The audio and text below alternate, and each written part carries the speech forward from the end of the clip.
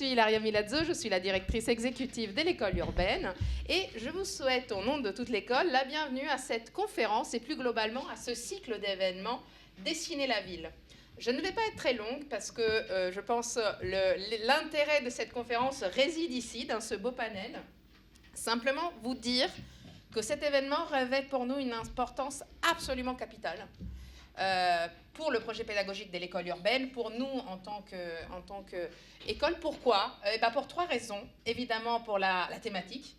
C'est la première fois qu'on fait un cycle d'événements autour de cette thématique pour explorer les liens entre pratique artistique et territoire. Liens évidents, liens nombreux, on pourra dire, mais qui jusqu'à présent ont été traités dans le cadre de certains exemples, certains cas d'études, mais pas dans un cycle d'événements en tant que tel. Et donc, comment ces liens se font ? Comment, par exemple, on peut parler de stratégie culturelle de territoire, on peut parler de pratiques artistiques, on peut parler d'outils d'urbanisme. Comment ces liens, aujourd'hui, prennent forme ? Et évidemment, la deuxième raison qui fait qu'on est fiers de ce cycle d'événements, qui d'ailleurs aura des formats très différents. Vous allez voir ce soir, c'est une table ronde. La prochaine fois, ce sera la parole aux artistes avec un format masterclass. Et puis, nous aurons encore une visite de lieux de création et une dernière table ronde de clôture du cycle. Donc vraiment, je vous invite à regarder le programme complet. Deuxième raison, notre raison est Jeanne Varaldi, qui est présente ici. Pourquoi ? C'est parce que c'est une ancienne étudiante de l'école urbaine, diplômée du master stratégie territoriale et urbaine, et c'est une urbaniste, c'est une artiste, mais c'est aussi parce que ça correspond à notre vocation au sein de l'école urbaine de laisser place à toutes nos communautés, que ce soit nos étudiants, nos anciens, nos enseignants, nos partenaires, pour expérimenter des formats. Donc là, c'est un premier format et Jeanne le porte avec passion et engagement. Je tiens vraiment à te remercier, chère Jeanne, pour avoir porté et donné vie à tout cela. Et puis la troisième raison qui est juste à mes côtés, c'est parce qu'on a coordonné cet événement avec la Maison des Arts et de la Création. Je laisserai ma collègue Delphine Groès, qui en est la directrice exécutive, vous présenter en quelques mots comment on conçoit ce cycle ensemble. Et parce qu'en fait aussi, on croit au croisement de toutes ces dynamiques au sein d'un même lieu. C'est comment ces directions, comment des services, comment des projets différents se mélangent, se combinent pour créer des projets innovants et au format pédagogique nouveau. Donc voilà, sans plus tarder, je vais laisser évidemment la parole à Jeanne pour présenter les intervenants, que je remercie tout particulièrement. Et je laisse d'abord quelques mots d'introduction à Delphine Groès pour vous présenter un peu le pourquoi ce projet ensemble.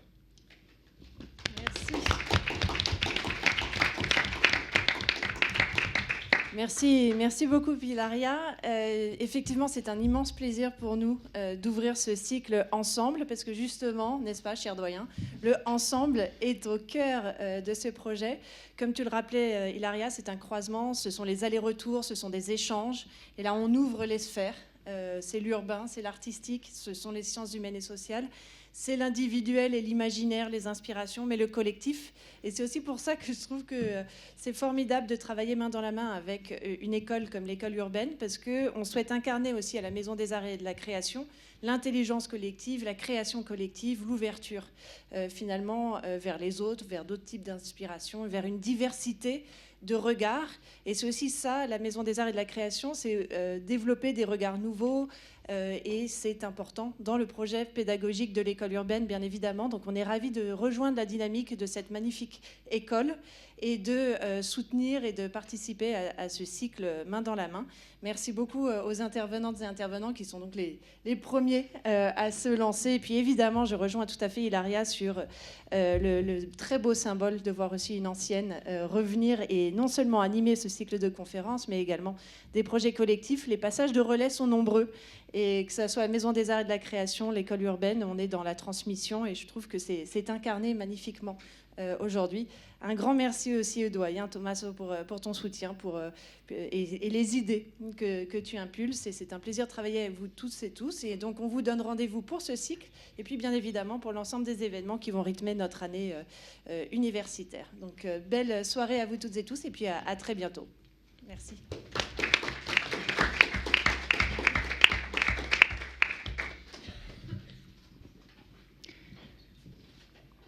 Merci Delphine et Hilaria, merci à l'école urbaine et la Maison des Arts et de la Création pour leur confiance.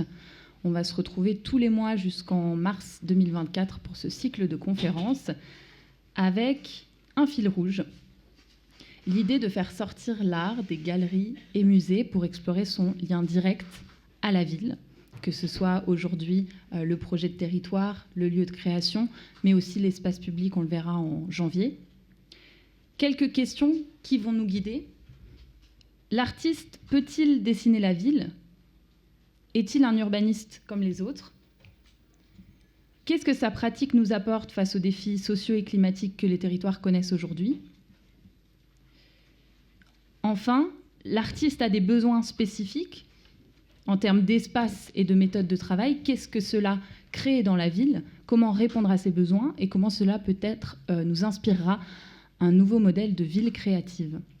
Alors, c'est un vaste programme, mais on a un panel qualifié pour nous répondre. Charles Ambrosino, Sophie Léron et Laure Colliex, merci d'avoir accepté cette invitation. Vous allez chacune avoir un temps pour nous parler de vos projets. Ce que je propose, c'est de vous présenter au fur et à mesure pour introduire ce temps de parole. On aura ensuite un échange croisé et on laissera place aux questions de la salle dans une deuxième partie pour que vous puissiez aussi participer à cette conversation. On va démarrer avec vous, Charles Ambrosino. Vous êtes professeur en urbanisme à l'Université Grenoble-Alpes. Vos recherches portent sur les liens entre pratiques artistiques, économie créative et transformation urbaine. Est-ce que vous pourriez revenir en introduction sur ce concept central pour nous qu'est la ville créative, sa genèse, ce qu'il signifie, comment on l'a diffusé aujourd'hui dans les villes, et peut-être quelques recommandations aussi pour créer un lien porteur entre art et territoire.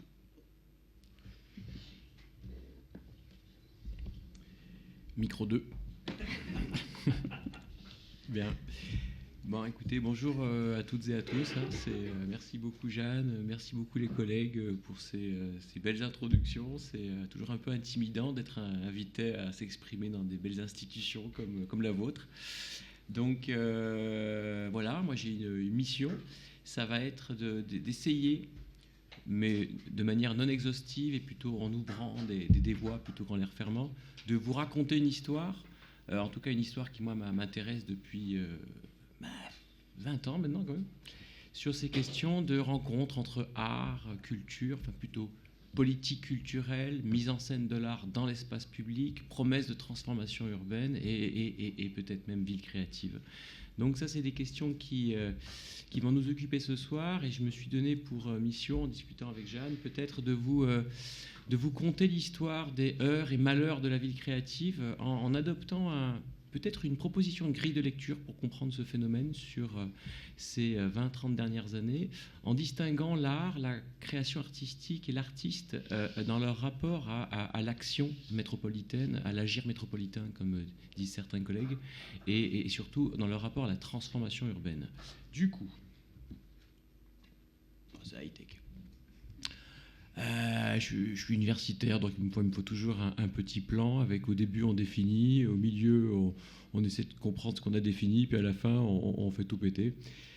Donc c'est l'idée quoi, hein, sinon c'est pas drôle. Donc je me suis même tenté un petit truc sur la ville en transition, mais enfin vous me verrez, si c'est trop long on arrête tout, puis on discutera plus tard, c'est franchement pas grave. Alors l'idée de ville créative. Alors quand aujourd'hui vous discutez de ville créative, très clairement, et non sans raison, c'est devenu un mot galvaudé qui n'a plus ou moins aucun sens, comme à peu près tous les énoncés de modèles qui nous entourent. Hein. Ville en transition est déjà vidée de son contenu, ville durable, je préfère même pas en parler. Et par contre, comme toute expression, elle est quand même investie d'un sens, ou plutôt, d'une décennie à l'autre, un certain nombre d'acteurs vont l'investir de deux sens assez différents, pour ne pas dire orthogonalement différents. Et c'est pour ça que j'essaie de vous proposer une grille pour pouvoir traverser un peu le sujet, parce que c'est pas si évident que ça à comprendre. Enfin, en tout cas, pour moi, ça n'a pas été si évident. Sachant qu'en effet, je parle de l'urbanisme. Je suis pas un stratège de développement des politiques culturelles. Je suis pas un politiste. Je suis pas un architecte. Je suis vraiment un urbaniste. Et ce qui m'intéresse, c'est la transformation de l'espace. Quelles sont les politiques publiques, quelles sont les modalités d'action et quels sont les acteurs qui participent ou non à cette transformation. Alors il y a une expression que j'aime bien, c'est celle de Franco Bianchini, qui avec Charles Landry sont deux personnages hauts en couleur. Si un jour vous les croisez, ils sont plus tout neufs là, mais ils sont quand même en pleine forme.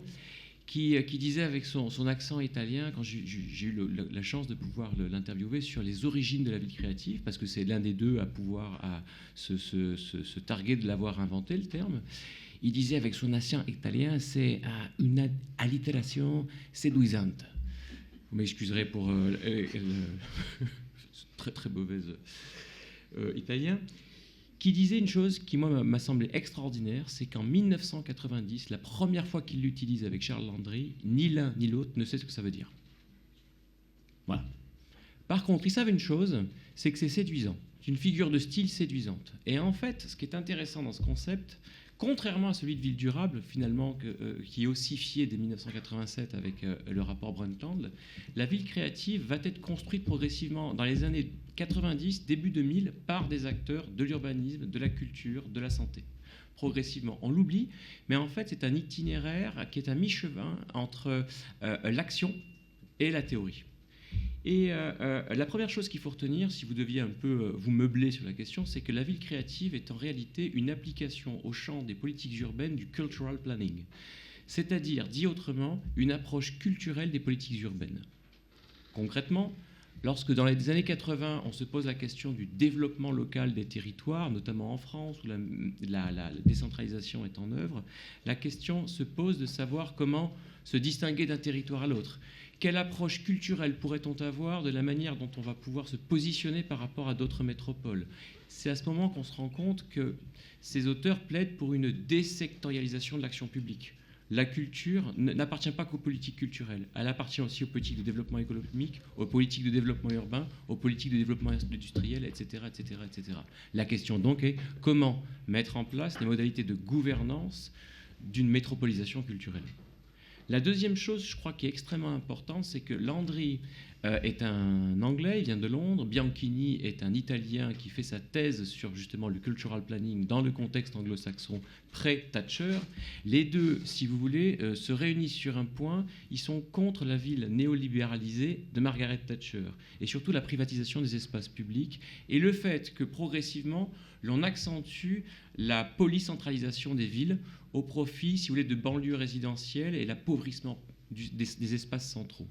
Et c'est extrêmement important de comprendre que pour eux, à ce moment-là, une ville comme Barcelone, par exemple, dans la jeune démocratie espagnole, fait modèle, parce que l'art et la culture permettent de repositionner au cœur des questionnements des urbanistes les espaces publics. Les espaces publics, notamment des villes constituées, patrimonialisées. Ce n'est qu'après qu'on va commencer à se poser la question de savoir s'il y a espace public, qu'est-ce qui fait espace public dans la ville métropolisée, la ville étalée, etc. Donc, comment positionner l'art comme une sculpture, un événement musical, dans l'espace public pour qu'il puisse assurer cette renaissance urbaine que les deux appellent de leur vœu, même s'il faut bien se dire que Bianchini est un Italien qui plaide pour la centralité dans un pays anglo-saxon qui est acquis à la ville étalée. La troisième chose qu'on a souvent oubliée, c'est que tous deux sont très marqués par l'expérience du Grand Londres, dont vous savez peut-être que Thatcher n'avait d'opposants finalement que dans les grandes capitales. C'est pour ça qu'elle dissout les grands organismes métropolitains, parmi lesquels le plus important, le Grand Londres, en 86, à la tête duquel il y avait Ken Livingstone, pour les plus anciens d'entre vous, Ken le Rouge, on disait, donc un socialiste en fait. Hein. Mais enfin, de ce côté-là de la Manche, ça en fait il est rojo. Et donc du coup, Livingstone avait mis en place dans les années 80 une politique qui est extrêmement intéressante et complètement oubliée aujourd'hui. C'était l'idée que l'on puisse faire de l'intégration sociale par la promotion des industries culturelles. Entendez par là le fait que l'on puisse, en soutenant les petites et moyennes entreprises dans le champ de l'art, de l'édition, de l'imprimerie, notamment pour accompagner l'intégration sociale des populations afro-caribéennes. Ça a donné des choses comme le carnaval de Notting Hill, par exemple, qui était une manière d'associer industrie culturelle, professionnalisation des mondes artistiques et politique sociale. Je vous le dis, désectorialiser la culture au profit d'autres champs de politique publique.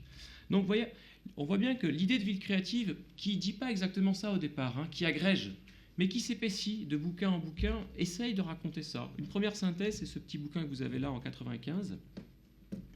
jusqu'à ce que 10 ans plus tard, il soit de bon ton de s'en échapper de la ville créative. Et pour des bonnes et évidemment des mauvaises raisons, comme toujours dans la vie. Puisque c'est vrai, hein, c'est écrit là, désormais, la ville créative dans un monde acquis au métropole bashing, c'est l'un des véhicules finalement de la métropolisation, et d'une métropolisation qui gentrifie, d'une métropolisation qui a un bilan carbone qui n'est pas terrible. Bref, ça ce sont probablement les bonnes raisons. Les choses qui sont intéressantes, c'est de se rendre compte que dans cette décennie, il y a une économicisation progressive de l'idée de ville créative. C'est-à-dire qu'en fait, cette approche de cultural planning va progressivement disparaître au profit, à coup de Richard Florida, sur lequel on va revenir, à coup de stratégie de marketing, à coup de mise en scène, finalement, de l'offre culturelle des territoires dans une espèce de stratégie marketing. On voit que finalement, la ville créative finit par ressembler à un répertoire d'action publique, sans nécessairement que les territoires contribuent à les distinguer. Ils contribuent même plutôt, en essayant de s'y appareiller, à les standardiser. Donc, dans cette espèce de marécage, ce qui m'a semblé intéressant, vous voyez, c'est le préambule, j'essaye de teaser la chose, c'est de se demander, dans le fond, quels sont les fondamentaux dans cette histoire de ville créative. C'est pour ça que j'ai arbitrairement distingué l'art, la création artistique et l'artiste, pour pouvoir traverser ces choses-là. Et je vois que le temps passe et je suis bavard, donc on va y aller vite. On reviendra dessus s'il faut. Alors, l'art et la ville. Vous reconnaissez peut-être cette image? Oui. Eh oui, les bétons Lafarge, bien sûr. Ou peut-être le Mucem à Marseille. De l'architecte Rudy Dicciotti, vous connaissez ça. C'est l'histoire de ce musée qui, en se déposant à cet endroit extraordinaire qui est à la jonction du système de port avec le système de la ville, permet cette promesse extraordinaire de continuité des espaces publics et de faire pénétrer un public dans des espaces qui jusque-là étaient interdits au public puisque c'était un espace de travail. Le dilemme, le drame des villes portuaires que de se réinventer des centralités précisément là où il y a des friches, là où le port n'est plus. Cette histoire, on la connaît bien. Mais ce qui est intéressant, c'est la mobilisation de l'art dans l'espace public pour pouvoir asseoir une spectacularisation de l'espace en vue d'eux, en vue d'attirer des touristes, en vue de se positionner. Là, c'est le bijou d'Euroméditerranée. Le lointain ancêtre, c'était Bilbao, à Guggenheim. Vous connaissez bien. Tout le monde se souvient du musée. Personne ne se souvient que la véritable stratégie consistait à véritablement remettre en place un lien entre la ville haute et la ville basse. Il y avait une stratégie de transport et que dans le fond, le musée n'était que le petit joyau sur la couronne. La ville récréative est une partie importante des stratégies de métropolisation qu'ont pu endosser les villes au nom de la ville créative. Et là, on se balade plutôt à Montréal. Je ne sais pas si vous avez la chance de vous y balader. On est sur les quartiers est de Montréal, qui sont les quartiers les plus paupérisés. Et là, la problématique est un petit peu différente. On n'est pas dans une ville portuaire. Enfin, si, nous sommes dans une ville portuaire, mais là, le port n'est pas aussi conséquent. On est dans une ville, par contre, où la partie est, la partie francophone, est paupérisée. On a des très grandes enclaves foncières, essentiellement constituées de friches, de délaissés d'emprises autoroutiers et puis de parkings en plein milieu du centre-ville. Les grands acteurs fonciers sont de deux ordres. Vous avez l'université de l'UQAM, l'université du Québec à Montréal, et un deuxième opérateur foncier que sont en réalité les propriétaires de salles de spectacle. Parce que, tralala, en 2000, on se rend compte que la plus grande concentration de sièges de spectacle à l'échelle de l'Amérique du Nord, c'est Montréal, dans l'est de Montréal. Il n'en fallait pas plus que pour labelliser l'espace, le transformer, le quartier des spectacles naissent, en vue de transformer, vous le voyez de la photo en bas à gauche, un espace jusque-là finalement dévolu à la voiture, en un espace de déambulation, non pas tant pour le public que pour la foule, de spectacle en spectacle, car l'Est de Montréal concentre, à l'orée de l'été, les plus grands festivals de jazz, festivals juste pour rire, qui sont des spectacles qui ont la particularité à la fois d'être dans des salles et de déborder dans l'espace public. On va jusqu'à designer le mobilier dans l'espace public en vue d'asseoir cette ville récréative qui s'accompagne d'un mobilier urbain, qui s'accompagne d'un phénomène de labellisation où le quartier des spectacles est spatialement labellisé, si vous voulez. On sait quand on rentre, on sait quand on sort. Et enfin, un dernier élément que vous connaissez bien, c'est que des photos de communication, donc vous les connaissez toutes, c'est la ville de Nantes. La ville qui se raconte, se la raconte-t-elle? Ça, je vous laisserai en juger. c'est une ville qui va mettre en place une stratégie extrêmement intéressante où là, l'urbanisme va croiser évidemment la culture, dans l'événementialisation, les Nantais sont passés maîtres dans l'événementialisation de leur territoire, mais surtout dans le croisement culture, urbanisme, tourisme. Et là, c'est extrêmement intéressant d'avoir quand même un organisme comme le Voyage à Nantes, qui est une SPLA, donc une société qui, en même temps qu'elle gère le musée des Ducs de Bretagne, le musée du Château des Ducs de Bretagne, gère le Voyage à Nantes, qui est un événementiel touristique, gère la mise en scène des transformations de l'île de Nantes, un peu comme Glasgow, l'une des premières capitales industrielles, non grande capitale à être capitale européenne de la culture. Elle se met en scène, et elle met en scène sa transformation. À tel point aujourd'hui d'ailleurs que les Nantais ont du mal à vivre dans l'île de Nantes. Pas top. Vous voyez, ça c'est la mise en scène de l'art dans l'espace public pour faire ville. La question de l'artiste, c'est autre chose. Il y a toute une littérature qui va nous montrer que dans le fond, la présence de l'artiste dans l'espace public, la présence de l'artiste dans les territoires, la présence de l'artiste dans la réponse à une commande par rapport à un projet de transformation urbaine, a un rôle qui viendrait teindre particulièrement la stratégie que vous conduisez de transformation de la ville. On a prêté à l'artiste une force extraordinaire, la puissance de gentrifier en se concentrant dans l'espace certains territoires. Je vous ai montré deux choses. Un tableau qui vient du bouquin de Boris Grésillon, quand il travaillait à l'époque sur la ville de Berlin, et une image de Soho, qui est probablement, avec Montmartre, l'une des grandes figures paradigmatiques de ces quartiers d'artistes. C'est oublié que lorsqu'en 1960, les artistes commencent à peupler Soho, il n'y a que 8 habitants. La vraie gentrification qu'ils ont enclenchée, c'est une gentrification commerciale, en réalité. Ça, on oublie souvent de le dire, et pas résidentielle.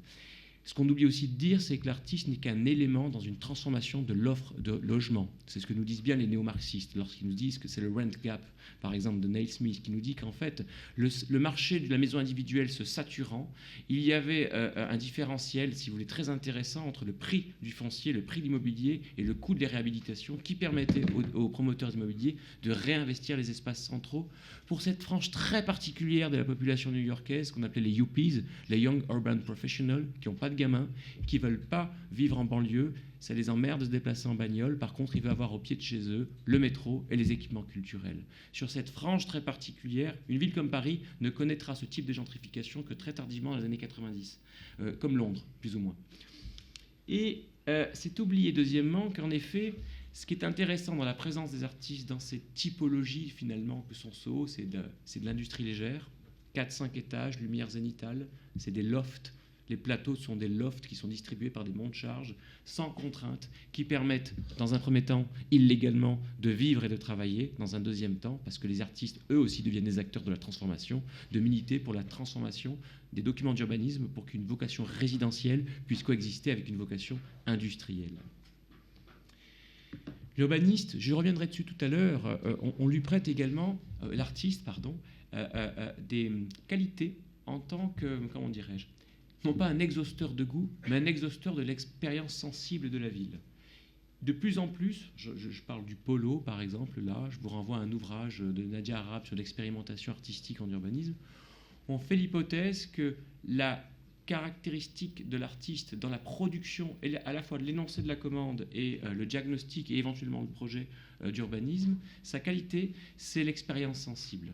La capacité qu'il aurait à développer des méthodes qui permettent, si vous voulez, de faire monter l'expérience sensible de tout un chacun pour pouvoir définir le projet. Enfin, l'artiste, on lui a prêté, et ça c'est notre ami Richard Florida, une propriété extraordinaire, c'est qu'il serait vecteur de métropolisation. Je ne sais pas si vous connaissez Richard Florida. En 2002, il écrit un bouquin qui est assez important dans cette histoire, puisqu'il fait l'hypothèse que désormais, il existe une classe de travailleurs, ce qu'il appelle la classe créative, qui ne cherche pas à habiter dans un lieu parce qu'il y a un boulot qui leur correspond. Ils cherchent d'abord le lieu, et après, ils trouveraient le boulot. Alors, ce lieu, pour leur correspondre, que faut-il qu'il ait des attributs culturels ? Mais il faut aussi qu'il ait une forte concentration d'artistes. Parce que les artistes, voyez-vous, c'est la garantie de la tolérance. Ils sont tellement tolérants qu'il y a plus d'homosexuels, hein, bien sûr, dans les villes où se concentrent les artistes. C'est ce qu'il appelait l'indice gay, par exemple. Alors quand vous aviez beaucoup d'artistes, beaucoup d'homosexuels, ben vous aviez théoriquement, statistiquement, plus de chances d'être tolérants. Et, nous dit Florida, car il vient de la géographie économique, la tolérance, ben c'est le creuset de l'innovation. Et là, l'artiste, par sa présence, serait vecteur de métropolisation. Je vais un peu vite en besogne, mais vous voyez un petit peu cet appareil intellectuel qui renverse littéralement la géographie économique, qui depuis un siècle nous explique que les logiques territoriales d'innovation sont endogènes et non pas exogènes par rapport à une classe créative qui chercherait à atterrir là où vous seriez capable de l'attirer. Je vous laisse lire à droite ce que t'en disent certains collègues qui nous montrent que, bah oui, c'est vrai que finalement, les classes créatives, qui sont les classes créatives? C'est les universitaires, c'est les artistes, c'est les avocats, c'est tous les gens qui ont besoin de créativité pour résoudre des problèmes complexes. Mais ils ont aussi des familles qui sont parfois un peu malades. Et c'est pas mal d'avoir les parents pas trop loin quand même pour garder les gosses. Finalement, ils sont pas si mobiles que ça. Est-ce que j'ai le temps ou j'arrête là? On peut reprendre après. Je pense qu'on peut se donner encore 5 minutes. Je vois qu'il y en a beaucoup qui prennent des notes. Donc, je m'excuse. Prenons encore 5 minutes. Dernier point, rapidement. On a vu l'art, on a vu l'artiste et la création artistique là-dedans. Ce qui est intéressant dans le débat sur la vie créative, c'est que ce qu'on voit apparaître dans les années 2000, ça va être progressivement théorisé, c'est que la création artistique, alors qu'elle était à la marge de l'économie, va devenir centrale. Ça, c'est important. Ça, c'est les Anglais qui nous l'apprennent. Ils vont inventer non plus les industries créatives, ils vont parler d'industries créatives, et des industries culturelles, ils vont parler d'industries créatives. C'est une formulation politique, elle n'est pas universitaire, qui vise à enchasser la création artistique plus généralement dans l'économie de la connaissance. L'Angleterre, beaucoup plus rapidement que l'Europe septentrionale et centrale, connaît la désindustrialisation très tôt, 1960-1970. La question de la sédentarisation de l'économie productive au nom de l'économie de la connaissance est un enjeu très fort pour Tony Blair, qui remplace Margaret Thatcher. Donc la question de savoir de l'art, oui, mais aussi l'architecture, le design, l'infomédiation, c'est le début d'Internet. Tout ce qui va pouvoir, d'une manière ou d'une autre, spécifier les produits culturels et qui répond à des logiques, pour le coup, de clusterisation de l'économie. Les politiques publiques vont progressivement accompagner ce phénomène de positionnement au cœur de l'économie de la connaissance, de l'art. Il y a même certains auteurs, comme M. Cohendé, par exemple, à Montréal, qui vont parler d'anatomie de la vie créative, nous expliquant que, dans le fond, pour qu'une firme puisse valoriser sur le marché, avec un produit culturel, un téléphone portable, des vêtements, il faut qu'il puisse s'appuyer, si vous voulez, sur une créativité latente, ce qu'il appelle l'underground des villes. Et il va mettre l'accent sur le middle ground, qui est situé entre les deux, entre les firmes, qui serait l'upper ground, les entreprises, l'underground, qui serait cette gestation créative, marquée dans certains territoires, marquée dans certaines pratiques. Et la question, c'est comment organiser stratégiquement le middle ground, c'est-à-dire l'interaction des deux. Ça donne lieu à l'aménagement. Nantes, par exemple, nous a appris que l'on pouvait envisager de retransformer l'île de Nantes avec le quartier de la création, dont finalement l'animateur, c'est pas des spécialistes de l'économie territoriale, c'est pas les spécialistes des politiques culturelles, c'est la Samoa. C'est une société d'aménagement qui va se faire animateur de clusters dans un territoire dont on ne sait toujours pas qu'est-ce qu'il y crée exactement, mais il y crée de la valeur, ça c'est sûr. Et aussi du récit. C'est très intéressant de voir que progressivement, vous voyez, cette bascule au profit des mondes de l'urbanisme et de l'aménagement, depuis la question de la culture, s'opère et produit matériellement de la transformation visible de l'espace. Pour conclure et ouvrir. On reviendra sur la question de la ville créative en transition, peut-être tout à l'heure dans les discussions. Moi, je voulais peut-être faire un point sur la chose suivante.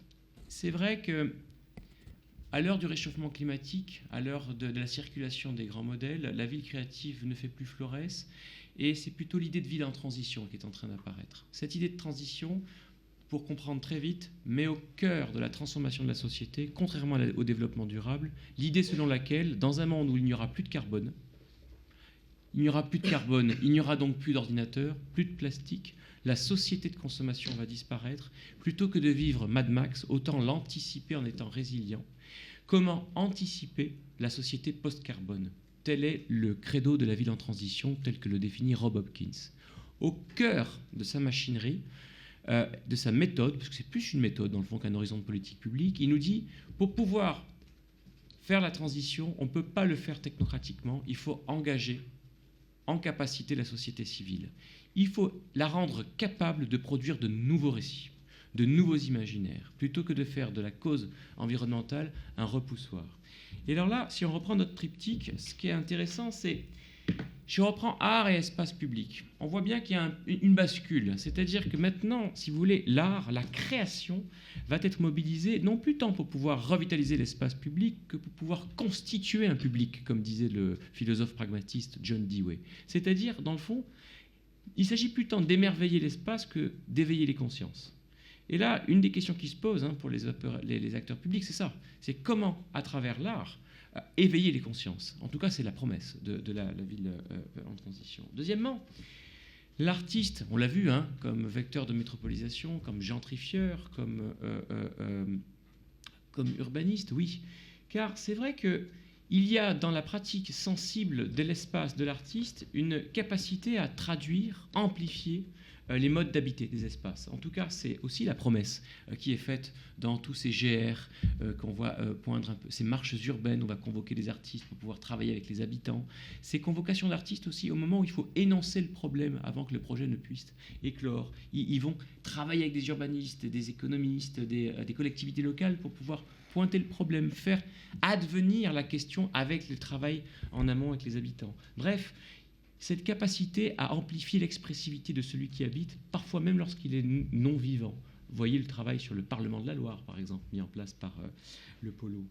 Et enfin, cette idée que, finalement, la création artistique soit l'un des fers de lance de la participation à la vie culturelle.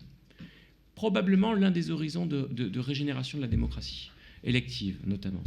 Là, il y a cette idée quand même qu'à travers l'urbanisme temporaire, l'urbanisme tactique, l'urbanisme transitoire, l'on puisse produire les conditions d'une participation à la transformation de l'espace des citoyens et ce faisant les immerger dans une espèce d'hyper-esthétique où l'affect, la manière de se projeter dans l'espace prime peut-être sur les questions traditionnelles de l'urbaniste, la programmation, les équipements, le logement, etc., etc., etc. On peut le voir là comme une forme de participation finalement à la vie culturelle et probablement à la vie démocratique.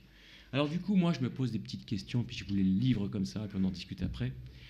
On peut y voir un certain nombre de limites. La première, c'est n'assisterait-on pas à une forme de sérification de l'urbanisme ? Vous savez, vous regardez les séries, j'imagine. Vous ne le dites pas, mais vous êtes tous abonnés à Netflix. Je le sens. Netflix, c'est 42 minutes de pur bonheur. Parfois, c'est pas terrible. 42 minutes, c'est la série. La série contre le long métrage, 2 heures. 3h30 maintenant avec Napoléon. Cette sérification de l'urbanisme, c'est la victoire du temps court, du présentisme. Il se trouve qu'il faut aussi planifier. Comment on ajuste les deux ? Ce n'est pas les mêmes temporalités. Deuxième chose, ce que j'oublie, culturalisation, on l'a déjà vu. On ne fait pas la ville qu'avec la mobilisation des affects. Il faut aussi des logements. Les gens décohabitent. On a besoin de logements.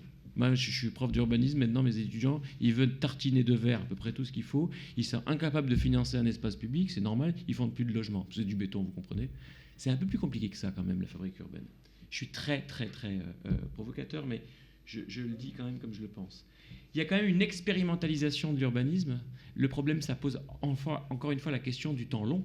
C'est-à-dire que l'expérimentation, c'est une chose, la planification, c'en est une autre. Et un des grands champs de recherche, c'est l'articulation des deux. Et puis, je finis, je m'excuse, j'ai été beaucoup trop long, c'est la question de la plateformisation de l'urbanisme. C'est-à-dire que plateformiser, c'est abandonner une tâche à un tiers, si vous voulez. Airbnb gère le fait que vous avez du logement vacant et d'autres cherchent du logement. Et donc, vous pouvez vous trouver, parce qu'il y a quelqu'un qui peut faire de l'argent, et puis vous pouvez trouver une chambre d'hôtel quand il n'y en a plus. Plateau urbain, lorsqu'il met en place, même au profit d'économie sociale et solidaire, des espaces parce qu'ils sont temporairement inoccupés, au profit d'activités. La question, c'est est-ce que finalement, les urbanistes, là-dedans, deviendraient des médiateurs ? On est des gentils médiateurs entre des gens qui discutent dans le cadre de grandes plateformes ? Ah non, je crois qu'on est un peu plus que ça. Mais manifestement, on a perdu la bataille du sensible, on a perdu la bataille de la plateforme. Il serait peut-être temps de retrouver celle de l'urbanisme. En tout cas, ça, c'est une autre question. Je vous remercie, je m'excuse pour le temps.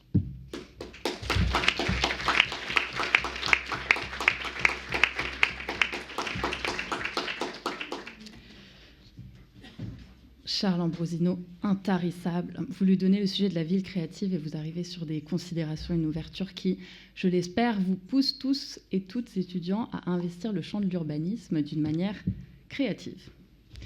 Alors, vous l'avez dit, le sujet de la ville créative s'est construit entre théorie et pratique. Et je vous propose pour la suite des interventions de justement passer au champ des applications pratiques puisque on va démarrer par vous, Sophie Léron. Vous portez un projet très opérationnel pour Montpellier, qui candidate donc en tant que capitale européenne de la culture pour 2028. Vous avez auparavant eu diverses responsabilités institutionnelles sur les affaires culturelles à l'Assemblée nationale, au sein du cabinet du Premier ministre, et vous êtes aussi cofondatrice de la Preuve par 7, ce qui montre votre attachement à l'émergence de nouvelles façons de faire la ville et l'urbanisme. Vous êtes donc au cœur de notre sujet Dessiner la ville entre art et urbanisme. Je vais vous demander de revenir sur ce parcours et vos compétences croisées pour comprendre le projet que vous portez aujourd'hui pour Montpellier et comment vous élargissez l'approche de la culture pour cette candidature à la capitale européenne de Montpellier. Oui, c'est toujours important de savoir d'où on parle au départ. Moi, j'ai un profil qui est plus de politique publique, contrairement à mon voisin qui est plus universitaire. J'ai eu un parcours à l'Assemblée nationale au sein de la Commission des affaires culturelles et de l'éducation. Puis j'ai rédigé un rapport de proposition au ministère de la Culture sur la place de la photographie au sein du ministère, qui a une place ténue. Et donc, j'ai fait la proposition de la création d'une délégation à la photographie au sein du ministère de la Culture, que j'avais d'ailleurs vocation à diriger avant de partir précipitamment à Matignon, aux côtés de Bernard Cazeneuve, puisqu'il est devenu Premier ministre à la fin du quinquennat de François Hollande. C'était les 7 derniers mois. Et au moment de prendre ses fonctions, il y avait une loi qui s'appelait la loi Liberté de création, architecture et patrimoine, donc qui vous intéresse aussi, qui avait été votée, sur laquelle j'avais travaillé pendant 4 ans à l'Assemblée nationale, et qui, 6 mois avant la fin du quinquennat, avait 80% des décrets d'application qui n'étaient pas passés. Et comme vous le savez, peut-être une loi sans décret d'application, c'est comme s'il n'y avait pas de loi. Et donc, je suis allée remplir cette mission de faire ce qu'on appelle des réunions interministérielles, des RIM, de manière soutenue pendant quelques mois pour arriver à faire sortir les décrets d'application de la loi Liberté de création, architecture et patrimoine, dite LCAP. À la suite de ça, j'ai effectivement monté avec Patrick Bouchain un projet qui s'appelle la Preuve par 7 avec le ministère de la Culture, le ministère de la Cohésion des Territoires et la Fondation de France, donc un triptyque d'acteurs qui voulaient justement expérimenter, poser les bases d'une nouvelle manière de faire la ville, des projets, et ce, à des échelles très différentes. Parce que souvent, quand il y a une expérimentation, on est amené à dire « Ah bah oui, d'accord, mais tu l'as fait là parce que c'était à Nantes, et alors à Nantes, on peut tout faire. » Ou alors tu l'as fait là parce que « Ah bah oui, à Paris, il y a des moyens. » Et donc là, l'idée, c'était pour nous de dire, finalement, en ayant une manière de faire différente, en se fixant des objectifs de moyens, on arrive avec...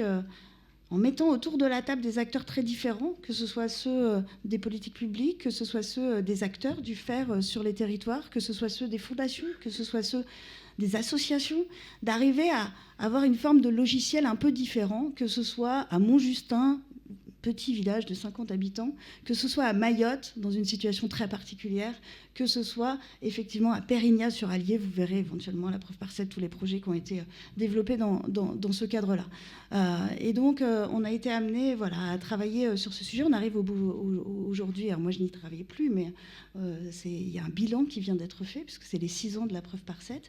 Et il y a la suite de chaque projet. L'idée, c'est de lancer des projets, mais ensuite de voir comment ils peuvent vivre sans nous, c'est-à-dire comment est-ce qu'en ne les programmant pas au départ, on arrive à les faire évoluer sur la durée. Et donc, on pourra en reparler si besoin, mais voilà, c'était un élément important de ce lien à la ville et aussi parfois à l'art. Et alors aujourd'hui, je suis directrice générale de Montpellier 2028, qui est l'association que nous avons créée pour porter la candidature de Montpellier au titre de capitale européenne de la culture. Pourquoi est-ce qu'on a créé une association ? On a créé une association parce que ça nous a permis de fédérer des acteurs différents dans un même cadre. La ville de Montpellier est candidate. C'est la ville porteuse de la candidature.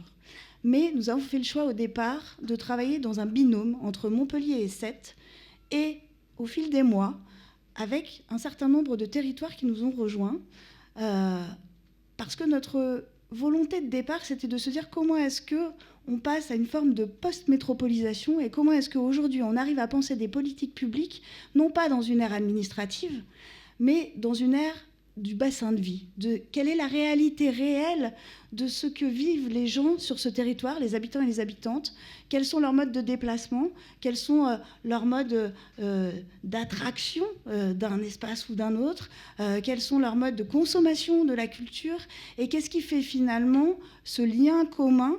Alors après, on s'est dit aussi peut-être qu'il y avait un lien aussi plus topographique avec les bassins versants du territoire. Et en tout cas, moi, c'est vers là que j'irai plus tard. Mais aujourd'hui, c'est vraiment la question de comment est-ce qu'on vit sur ce territoire et qu'est-ce qui relie les habitants. Et ce qui relie les habitants, pour nous, c'est ce bassin de vie. Donc, juste pour que vous ayez la carte, je ne suis pas sûre de vous avoir mis la carte, mais pour que vous ayez une vision du territoire, c'est aujourd'hui 154 communes. Nous allons de Agde à l'ouest, à Terre de Camargue, L'Aigues-Mortes à l'est, c'est-à-dire qu'on a fait une petite incursion, on est passé de l'Hérault au Gard, donc on a passé aussi le département, on est en Occitanie, et de la Méditerranée au sud, au Pic Saint-Loup au nord et la vallée de l'Hérault de l'autre côté. Ça fait un ensemble qui mêle de l'urbain et du très rural, et qui a du coup une capacité sur environ 930 000 habitants, de pouvoir tester des choses à une échelle qui nous permet ensuite d'imaginer l'avenir. Pourquoi je dis imaginer l'avenir ? Parce que Capitale européenne de la culture, c'est se projeter à 2028, puisqu'on candidate pour 2028, mais c'est aussi, dans ce que sont les attendus du dossier, se projeter à l'après 2028. C'est un processus qui est long, c'est-à-dire qu'il y a cette phase de candidature. Alors juste pour que vous sachiez, on est dans une phase très particulière, puisqu'on est à la fin. Il y a un premier dossier de candidature que les villes doivent déposer. Ensuite, il y a une présélection que nous avons passée. Il y avait 9 villes françaises qui étaient candidates. Nous ne sommes désormais plus que 4. Et dans cette phase finale, vous devez redéposer un dossier de candidature qui suit des attendus dont je vais vous parler. Et puis, il y a une visite sur site du jury. Et donc, la visite sur site avait lieu à Montpellier et Sète, en l'occurrence, qu'on a fait le choix de les emmener à Sète aussi, ce lundi. Donc, pendant 8 heures ce lundi, nous avons été avec le jury Capitale européenne de la culture pour leur montrer la diversité de notre territoire et de nos propositions. Et l'oral, le grand oral de sélection finale, a lieu mardi prochain. Donc, c'est pour ça que vous me voyez dans un temps un peu contraint. Où on vient de passer ce temps de visite et nous allons devant le jury à l'oral mardi prochain, et l'annonce de la ville lauréate sera mercredi prochain, c'est-à-dire le 13, c'est-à-dire qu'il y a peu de temps entre notre grand oral et la décision finale. Alors c'est un processus un peu particulier, parce que c'est un processus donc européen qui fait que il y a une décision de 2 villes chaque année qui sont capitales européennes de la culture. Le processus est lancé 6 ans avant. Nous, on était les derniers à candidater et à se lancer dans l'aventure. On est parti seulement il y a 2 ans. Mais par exemple, Clermont-Ferrand a commencé son processus de candidature il y a 8 ans désormais. En fait, chaque année, il y a 2 pays qui sont désignés. Et au sein de chaque pays, les villes se battent entre elles. C'est-à-dire que ce n'est pas une compétition européenne en vrai, c'est une compétition entre les villes de chaque pays. Donc typiquement en 2028, il y aura une ville en République tchèque, et elle a été désignée, c'est Budweis. Il y aura une ville en France, et elle n'a pas encore été désignée, et nous sommes encore 4 candidats. Pourquoi je dis ça ? Parce que en fait, la réalité des capitales européennes de la culture et la réalité des dossiers capitales européennes de la culture, elle est très différente en fonction des pays aujourd'hui. C'est-à-dire que vous avez... moi, j'étais à Éleusis cette année, puisque sachez que Éleusis est capitale européenne de la culture cette année, tout comme Timisoara, si vous ne le savez pas. Éleusis, c'est 30 000 habitants. C'est une ville qui a d'énormes difficultés, à la fois en termes urbains, en termes sociaux, qui est un cimetière de bateaux aujourd'hui, qui a des enjeux de pollution extrêmement forts, et qui du coup a été désigné par le jury Capitale européenne de la culture comme espèce de levier très fort pour dire il faut donner une visibilité nouvelle à Éleusis, il faut donner une capacité nouvelle, un pouvoir d'attractivité, et c'est ce dont tu parlais tout à l'heure, c'est-à-dire à un moment donné la question du marketing territorial et du changement d'image d'une ville. Et c'est vrai que d'ailleurs Lille, comme Marseille, a bénéficié de ce changement d'image très très fort suite à la labellisation capitale européenne de la culture, au-delà même de tout ce qu'ils ont mis en place et de ce que Lille met particulièrement toujours en place avec Lille 3000 qui est encore très actif et qui est une survivance de capitale européenne de la culture. Ce qui est intéressant dans le dossier de candidature en tant que tel, c'est qu'il oblige les territoires à penser ce que tu disais, mais de manière positive de mon point de vue, c'est une stratégie culturelle du territoire. C'est-à-dire que quelque part, le dossier, il dit quelle est au départ la stratégie culturelle du territoire de la métropole ou de la ville qui candidate. Et ça, c'est la première partie du dossier. Et ça oblige en fait les villes à se dire finalement, c'est quoi nos enjeux ? Quels sont les enjeux pour moi en termes culturels, mais de fait avec tout ce qui en découle, la question des mobilités, la question du vivre ensemble, la question de l'attrait touristique, de la capacité à accueillir dans son territoire. C'est toutes ces questions-là qui sont posées sur la partie 1 du dossier.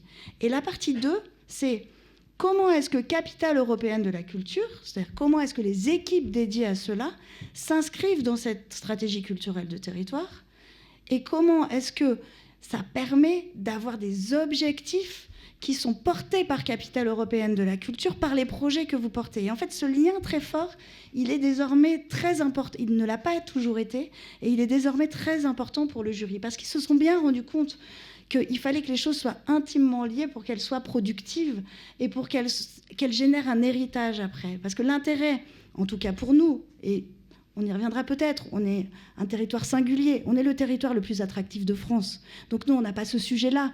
On n'a pas le sujet de se dire comment est-ce qu'on va faire venir plus de monde. On a un sujet qui est de se dire comment est-ce qu'on va répartir mieux les gens sur un territoire qui ne le permet plus ou qui ne le permet pas. Comment est-ce qu'on va faire en sorte que quand vous avez un touriste, mais un habitant, c'est pareil, qui vient à Montpellier ou au littoral, ils se disent finalement, je ne vais peut-être pas venir pour 3 jours, je vais peut-être venir pour 5 ou pour 6, et je vais aussi aller dans la vallée de l'Hérault, et je vais peut-être rester un peu plus longtemps, et peut-être que je vais ainsi avoir un impact carbone plus bas, et peut-être que je vais avoir une expérience visiteur un tout petit peu différente. Et nous, c'est là-dessus qu'on joue. Et donc, effectivement, on est un peu en déport par rapport aux attendus de Capitale européenne de la culture, mais j'ose à croire que c'est ce qui va les intéresser. C'est que nous, on ne porte pas une candidature ni d'infrastructures, parce qu'on les a, les infrastructures. À Montpellier et à Sète, toutes les infrastructures sont là. Et de manière générale, alors on pourra discuter là-dessus, mais en France, on n'a plus besoin d'infrastructures culturelles. Objectivement, elles sont là. La vraie question, maintenant, c'est de se dire comment est-ce qu'on va vers les publics ? Est-ce qu'on continue à demander au public de venir vers l'institution ou de venir vers l'infrastructure ? Ou est-ce qu'on fait en sorte que l'infrastructure ou l'institution va là où sont les gens ? Et comment est-ce qu'on peut s'inscrire ? Et c'est une grande thématique de Montpellier 2028, de se dire finalement aujourd'hui, notre question, c'est comment est-ce que l'art, la culture, les artistes vont dans les espaces dits du quotidien ? Et comment est-ce qu'on arrive à avoir des allers-retours entre les lieux et entre les espaces, programmés ou non programmés, je le redis, parce que pour moi c'est important, d'avoir aussi des espaces qui ne le soient pas au départ, pour laisser la place aux usages, et peut-être laisser la place un peu au temps, parce que finalement quand on lance un programme, de savoir très exactement ce qu'il va devenir à échéance 2028, 2030 ou 2035, c'est peut-être un peu illusoire aujourd'hui. Et de se dire que laisser la place à d'autres manières de faire, d'autres manières d'investir des espaces, c'est peut-être une solution qui nous permettrait parfois, pas toujours, mais parfois, de vivre ensemble de manière peut-être plus qualitative sur un certain nombre d'espaces définis. Je n'ai absolument pas suivi le fil de cette présentation, mais on va se dire que c'est pas grave. Si vous voyez, j'avais le territoire. Donc c'est 154 communes et 900 000 habitants. Vous voyez à peu près à quoi ça ressemble. La question du bassin de vie, je vous l'ai présenté parce que pour nous, c'est vraiment très important et parce que ça permet, dans un territoire... Alors, vous n'avez peut-être pas le background de cela, mais c'est un territoire où la concurrence territoriale a toujours été très forte. C'est-à-dire qu'autour de la table de Montpellier 2028, et quelque chose qui est très nouveau pour nous, c'est que vous avez des maires, des présidents de communautés de communes, le département et la région qui n'ont jamais travaillé ensemble. là où nous sommes à un endroit où le tramway s'arrête à 1 kilomètre de la mer, parce qu'on n'a jamais réussi à se mettre d'accord pour qu'ils fassent le kilomètre restant, pour que les gens puissent aller à la mer sans marcher pendant un quart d'heure avec leurs gamins, en les portant sur le dos sur le dernier kilomètre. Et ça, pour nous, si vous voulez, c'est vraiment fondamental. Et nous, on a réussi, par cette candidature, en mettant la culture au cœur, et grâce à la capitale européenne de la culture, quoi qu'il advienne la semaine prochaine, à mettre tout le monde, non mais c'est la réalité, à mettre tout le monde autour de la table et à se dire, tiens, si on pensait un peu différemment les choses. Et moi, c'est ce que j'aime à dire sur plusieurs sujets ou plusieurs projets que j'accompagne, c'est il faut mettre l'objet au centre. L'objet, il peut être tout petit, ou le sujet, il peut être tout petit, ou il peut être très grand. Mais il permet de se déporter. Avoir une candidature capitale européenne de la culture, ça permet à un moment de dire, plutôt que de dire aux gens, ah, vous faites pas bien, il faut faire différemment, change. On dit, nous, regardez, on va faire un peu différemment. On va porter des projets qui sont transsectoriels, qui sont transdisciplinaires, qui mêlent des formes de relations sociales un tout petit peu différentes, qui mêlent les relations à l'éducation un tout petit peu différentes aussi. Et de se dire, finalement, venez avec nous, on fait des appels à projets, on met des critères très forts. Et pour le coup, qu'on vous oblige à suivre. Parce que si vous venez dans notre démarche, il faut quelque part que vous la compreniez et que vous l'accompagniez. Et ça a été vraiment un révélateur sur le territoire pour porter des projets nouveaux. On a 85 projets nouveaux. On a des choses qui, on y a mis de l'argent, pour être très honnête. On a mis 1 400 000 € dans ces appels à projets. Mais ça a permis d'avoir une forme d'engagement très fort de la population à nos côtés et des acteurs culturels à nos côtés. Et quand je dis des acteurs culturels, c'est tout acteur culturel confondu et l'institution avec l'association ou avec d'autres. Voilà. Tu disais tout à l'heure, on convoque l'artiste aujourd'hui pour penser l'avenir ou pour nous donner des nouveaux schémas. Nous, c'est ce qu'on fait. C'est ce qu'on fait parce qu'on pense qu'on est dans un territoire qui, très clairement, a été désigné par le GIEC comme le hotspot à échéance 2050 de l'endroit où la transition écologique va être le plus impactante. Donc on ne peut pas faire juste comme si ça n'existe pas. Et on pense fondamentalement qu'il faut convoquer les imaginaires parce que la marche que nous avons collectivement à passer, elle est énorme. Et que quelque part, il faut qu'on nous aide à penser différemment, à se faire des représentations du monde différentes. Et on pense sincèrement que les artistes peuvent nous y aider, d'abord par leur positionnement, parfois en déport, mais aussi par leur capacité créative et créatrice qui nous permet d'imaginer l'avenir différemment. C'est un peu ce qu'a voulu faire la Commission européenne avec ce qu'ils ont appelé le New European Bauhaus, mais qui peut s'interroger, le titre peut être... Mais quelque part, tout le monde se dit, à cet endroit-là, au temps du Green Deal, au temps des objectifs qu'on a à passer, il faut tous qu'on trouve les solutions et les remèdes pour arriver à se poser ces questions-là. Donc on a 3 axes artistiques, je vous l'ai dit rapidement, c'est les chemins du vivant, parce que notre rapport au vivant aujourd'hui est fondamental de notre point de vue, la fabrique des futurs, c'est-à-dire savoir d'où on vient, où est-ce qu'on est et où on va. On a une forme de triptyque qui s'appelle relier, acter, célébrer. On considère qu'on a réussi à relier aujourd'hui. On va acter entre 2024 et 2028 des expérimentations, un laboratoire, des nouvelles manières de faire, ce qui nous permettra de célébrer cette année dite événementielle. Mais tout ce qui compte, c'est ce qui est avant 2028 pour arriver à l'après. Et on vit cette année de célébration au sens étymologique du terme, c'est-à-dire comme un passage de l'avant à l'après. Et ce qui nous importe, c'est vraiment la suite.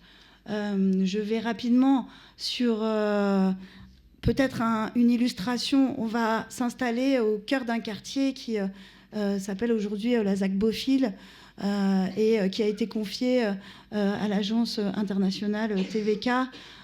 Qui va travailler avec nous. Quand je dis nous, c'est la métropole, mais de fait, nous, Montpellier 2028 aussi, si nous sommes lauréats, pour quelque part complètement transformer ce quartier. C'est un quartier qui est très étonnant parce que, si vous voulez, à Montpellier, quand vous voulez passer d'un quartier à l'autre, vous êtes à un moment donné obligé, et quand je dis obligé, c'est obligé, de passer par un centre commercial.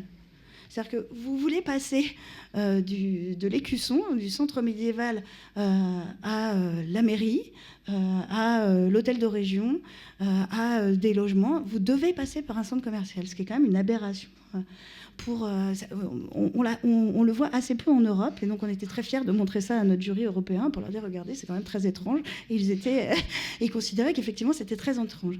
Et donc voilà, on a tout un élément de requalification de cet endroit-là, et nous c'est là qu'on a fait le choix de s'installer si nous sommes lauréats, pour dire en fait on va procéder pour partie par le vide, et une fois que le vide sera fait, en tout cas dans des espaces qui sont non utilisés, l'ancienne mairie, on a 3000 m² de sous-sol qui sont totalement inutilisés au moment où je vous parle. Mais tout ça en plein cœur de ville, c'est-à-dire à l'endroit où tout le monde passe, sauf qu'ils passent par le centre commercial, ils ne peuvent pas passer ailleurs que dans ces espaces que nous allons libérer. Donc c'est l'image que vous avez là, d'espaces totalement vides, qu'on va activer, sur lesquels on va s'installer nous, nos porteurs de projets vont s'installer, mais on va réfléchir aux usages nouveaux, parce qu'on ne sait pas encore aujourd'hui, à partir du moment où tout le monde va pouvoir passer par là, quels vont être les besoins et quelles vont être les attentes. Et donc, ça nous permet, nous, Montpellier 2028, de nous inscrire dans cette perspective urbaine nouvelle.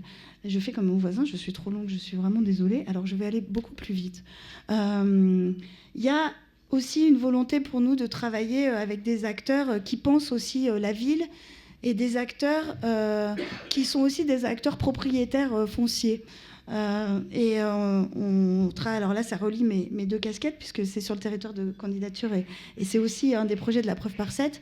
Je voulais vous parler de l'ancienne gare de Lunel, puisque en France, vous le savez peut-être, la SNCF et SNCF Immobilier ont aujourd'hui 6000 gares qui sont désaffectées, qui n'ont pas d'usage, et qui ne peuvent pas avoir d'usage pérenne, puisque pour certaines, pas les 6000, mais pour un grand nombre, elles doivent pouvoir être réutilisées si jamais un jour le train était amené à revenir. Et donc on ne peut pas couper les voies, et donc on ne peut pas totalement couper l'usage de ces gares, et en même temps elles sont totalement vides.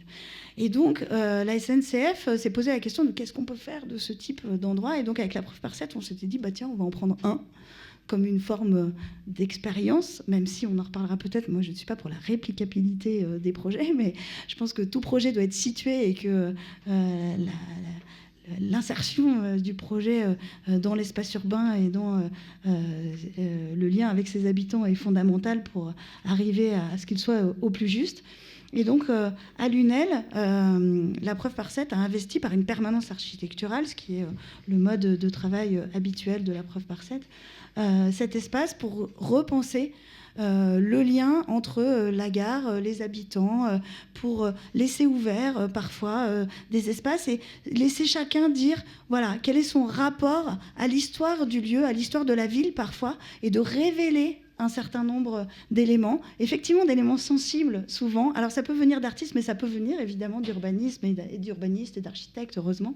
Ce n'est pas l'apanage des artistes, mais c'est toujours important d'avoir cette phase finalement de valeur d'usage des lieux et de précision de ce que pourrait être un avenir pour chacun. Voilà, donc l'idée c'est arriver à se situer, arriver à activer des lieux, c'est ce qu'on fait nous aussi dans le cadre de Montpellier 2028, aborder la transformation d'une ville avec le passé auquel elle appartient, et en imaginant l'avenir. Est-ce que j'ai 2 minutes encore ou pas Oui, parce que je voulais juste, le sujet j'en ai parlé tout à l'heure, je voulais juste vous parler d'un artiste qui est aussi architecte et qui s'appelle Feda Vardak, et qui va travailler avec nous dans le cadre de Montpellier 2028, qui a fait cette installation que vous connaissez peut-être dans la forêt de Bondy, à côté des ateliers Médicis. Et c'est un artiste avec lequel j'aime beaucoup échanger et travailler, parce qu'il est vraiment dans ce lien entre architecture, artiste, constructeur, bâtisseur, et il s'intéresse vraiment à tous les modèles d'organisation de communautés spécifiques. Et il est intéressant parce qu'il se place dans des contextes très différents, en Afghanistan, d'où il vient, mais aussi à Clichy, mais aussi dans des nouvelles pratiques. Il essaye de travailler aujourd'hui sur des questions, la production de machines à eau, et nous espérons qu'il en fera une dans le cadre de Montpellier 2028. Et donc l'idée pour lui, c'est de travailler à la fois sur cette ressource, l'eau, et d'interroger grâce à la ressource aussi sa politique de gestion. Parce que quelque part, en s'en emparant, il arrive à dériver. Vous verrez ces machines à eau, je n'ai pas de photo de machine à eau, mais il prend la ressource, il montre qu'on peut arriver à la dériver, et puis ensuite, il la rend. Et du coup, il veut faire prendre conscience à chacun à la fois de l'importance de la ressource, de la manière dont on peut la gérer, et de la manière dont elle peut influer sur notre quotidien. Et on a un autre projet qui s'appelle Common Waters, avec une agence qui s'appelle Bipolar et qui travaille sur un parlement du Lèze, parce que nous, le fleuve est le Lèze, un peu comme peut le faire le polo que tu as cité tout à l'heure. Et ce lien finalement entre habitants, ressources naturelles et capacité à s'emparer des grands sujets du monde par parfois le tout petit, est un lien qui nous intéresse beaucoup dans le cadre de Montpellier 2028 et que j'espère nous aurons l'occasion de redéfinir ensemble dans les années à venir, puisque je crois que vous faites aussi des petits travaux concrets et peut-être que nous aurons l'occasion d'en rediscuter. Je vous remercie.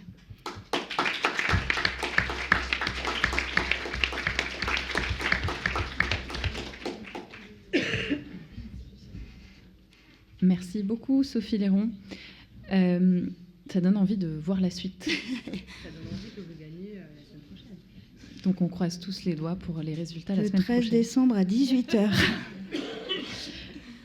Alors, la dernière intervenante du panel, Laure Colliex, va nous parler, elle aussi, de projets artistiques, puisque Laure Colliex a fondé l'agence Manifesto, une entreprise qui développe des projets artistiques. Et parmi ces projets, accompagne aussi des transformations urbaines. On peut citer par exemple l'île Seguin à Boulogne-Billancourt ou la citadelle Miolis à Ajaccio, en proposant des projets patrimoniaux et artistiques. Et vous êtes, Laure Colliex, aussi à l'initiative de Push, qui offre un espace de travail à plus de 250 artistes, d'abord porte Pouchet à Clichy en 2020, puis qui a déménagé ensuite aujourd'hui à Aubervilliers. Est-ce que vous pourriez nous parler de quelques-uns de ces projets menés avec les artistes, témoigner aussi de ce rôle d'intermédiaire entre artistes et acteurs du territoire? Et puis, bien sûr, on va être intéressé ici par un focus sur le sujet de la création, puisque le cycle de conférences, il a vocation aussi à faire parler les artistes, ça sera le cas fin janvier, mais comprendre les besoins en termes d'espace, de méthodes de travail, de réseau de fournisseurs et partenaires, comment travaillent les artistes et ce que ça apporte à la ville. Donc voilà, on aura aussi un petit focus sur Push, je l'espère, dans votre intervention. Merci beaucoup, vous m'entendez ? Il me revient le rôle un peu délicat d'être la dernière intervenante. Pardon et bravo à Sophie et à Charles pour ces remises en perspective aussi théoriques. Et effectivement, Jeanne, comme tu le disais, moi j'ai une casquette de chef d'entreprise. On est 2 cofondateurs il y a maintenant 8 ans à avoir monté une entreprise qui s'appelle Manifesto. Et Manifesto, on travaille avec cette idée assez chevillée au corps que les artistes et l'art ont effectivement un engagement et quelque chose à dire dans les territoires, les villes, la transformation aujourd'hui des sociétés.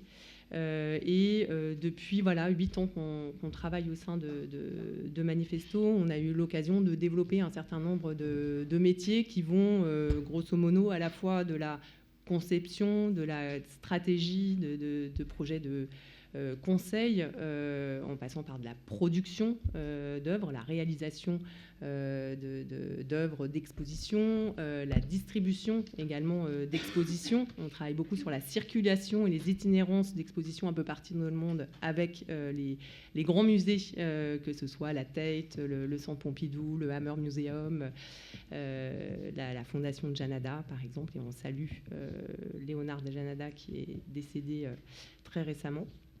Et des projets également d'exploitation de lieux. Donc on a comme ça une capacité à intervenir sur différents niveaux. Et Charles, tu le disais aussi tout à l'heure, c'est vrai que ce qui nous intéresse dans ces nouveaux métiers, à notre sens, c'est cette question de mettre en tension une dimension de fort terrain d'expérimentation et de réflexion théorique sur comment transformer, comment organiser, comment ça peut fonctionner, tout en expérimentant. Et c'est aussi cette démarche-là qui nous a poussé à finalement, et avec l'aide précieuse de Sophie, à créer Push et à démarrer l'aventure Push il y a 4 ans. On va en parler. Donc aujourd'hui, au sein de Manifesto, on est une quarantaine. On travaille sur des projets en France et pas mal à l'international sur l'ensemble de ces métiers. On a un petit lien avec Sciences Po parce qu'il se trouve, et c'est peut-être le premier projet dont je voulais vous parler, que lors de la création de votre nouveau campus très très beau de l'artillerie, l'architecte et le promoteur Sogelim s'étaient engagés à inviter un artiste dans la phase de chantier et justement de convoquer un regard artistique dans la transformation du campus de l'artillerie. On avait monté un jury, présélectionné des artistes. Votre actuelle présidente était aussi membre du jury. Il a été sélectionné à l'issue de ce jury Ivan Argot, qui est un artiste colombien qui vient d'une famille assez politique et assez engagée. Et donc il était aussi, lui, ça faisait beaucoup de sens pour lui de se retrouver à intervenir au sein de l'école. Et il a vraiment choisi de se dire je vais créer aussi ce lien avec les étudiants, monter un projet qui les invite à une discussion. Il a monté un certain nombre d'ateliers d'écriture collaborative pour penser son œuvre et se dire que cette intervention, il la voulait à la fois artistique, fonctionnelle, avec ces grandes arches que vous connaissez sans doute sur le campus, qui sont des bancs, avec ces écritures et sur lesquelles il se projetait en disant j'ai envie que ce soit aussi un lieu où les gens s'engueulent, les gens discutent, les gens se retrouvent, les gens s'embrassent, que ce soit partie intégrante en fait de la vie du campus dans le futur. Et cette capacité aussi d'intégrer, de créer le lien pendant la phase chantier avec les étudiants a plutôt très bien fonctionné. Et cette question de créer, de rassembler autour d'un projet culturel. Je voulais vous parler d'un autre exemple qui est celui de la citadelle d'Ajaccio. Alors, je n'ai pas suivi les images. Vous connaissez sans doute l'œuvre. Voilà. Et la citadelle d'Ajaccio, c'est un projet assez sur lequel on travaille depuis 4 ans, qui pour nous est assez emblématique. C'est-à-dire qu'initialement, Ajaccio s'est retrouvé à acheter cette citadelle au ministère des Armées. Et puis le maire d'Ajaccio, très heureux de cette acquisition de la citadelle Miolis, qui est une sorte de forteresse coupée de la ville, avec une position qui est pourtant formidable et sur le port et sur la mer.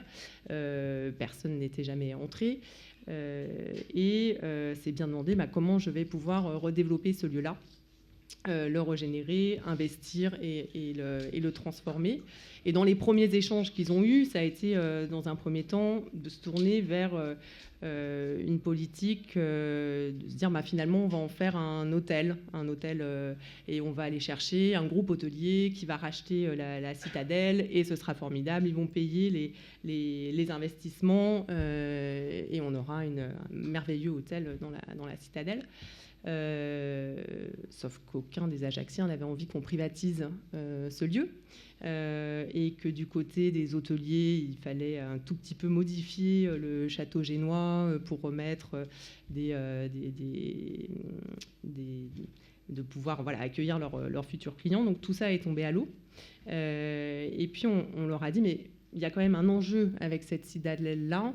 C'est d'abord de prendre le temps. C'est un lieu qui est totalement unique dans la ville. Et peut-être, dans un premier temps, de l'ouvrir tout simplement à la population, de l'ouvrir aux Ajacciens, et d'expérimenter un certain nombre de choses sur le site, tout en réfléchissant et se donnant justement les moyens de mûrir un projet qui soit un projet qui naisse des habitants, des gens qui viennent à Ajaccio, des gens qui ont envie de travailler par la suite à Ajaccio, mais de se donner cette possibilité de faire émerger un certain nombre d'initiatives dans le lieu, sans forcément en amont se dire ça va donner ça. On a fait plein d'études formidables et on sait ce que ça va donner. On va aller chercher 3 investisseurs. Et c'est un petit peu angoissant pour un maire, de se dire je vais m'engager dans une démarche avec une approche où je ne sais pas ce que ça va donner. Je ne sais pas au final à quoi ça va ressembler. Donc il y a ce côté un peu saut dans l'inconnu qui les déroute souvent. Et donc on a démarré tout ce projet-là en se disant que la dimension artistique permettait également de donner un autre regard, de créer un lien avec la population et d'investir le projet au cœur de ce projet-là de plein de manières. Donc, par exemple, on a très en amont, avant l'ouverture la première année de la Citadelle, invité Céline Clanet pour faire une résidence dans la Citadelle et prendre un peu justement ce qui restera ensuite caché de la Citadelle, les lieux inconnus, garder une trace en fait de la Citadelle avant son premier jour d'ouverture. Et là, vous le voyez sur la photo là de gauche. Ensuite, imprimer ces photos en XXL et la Citadelle elle-même devient le lieu le médium d'exposition de son travail. Ça a été aussi détourné les agaves en faisant cette agave parabolique qui ensuite a été acquise par le FRAC ensuite. Et donner un autre regard sur la Citadelle pour progressivement dire il se passe quelque chose là. L'autre projet que vous voyez avec le collectif Parenthèse, qui était cette point de vue, cette prise d'assaut sur la Citadelle. Donc, on ne voit pas la mer de l'intérieur. Et là, d'un coup, avec ce projet qui menait et sur lequel ils ont travaillé avec les habitants d'Ajaccio, on retrouve un lien direct avec la ville. Donc c'est comment changer les regards, comment changer aussi la manière d'habiter ce lieu-là.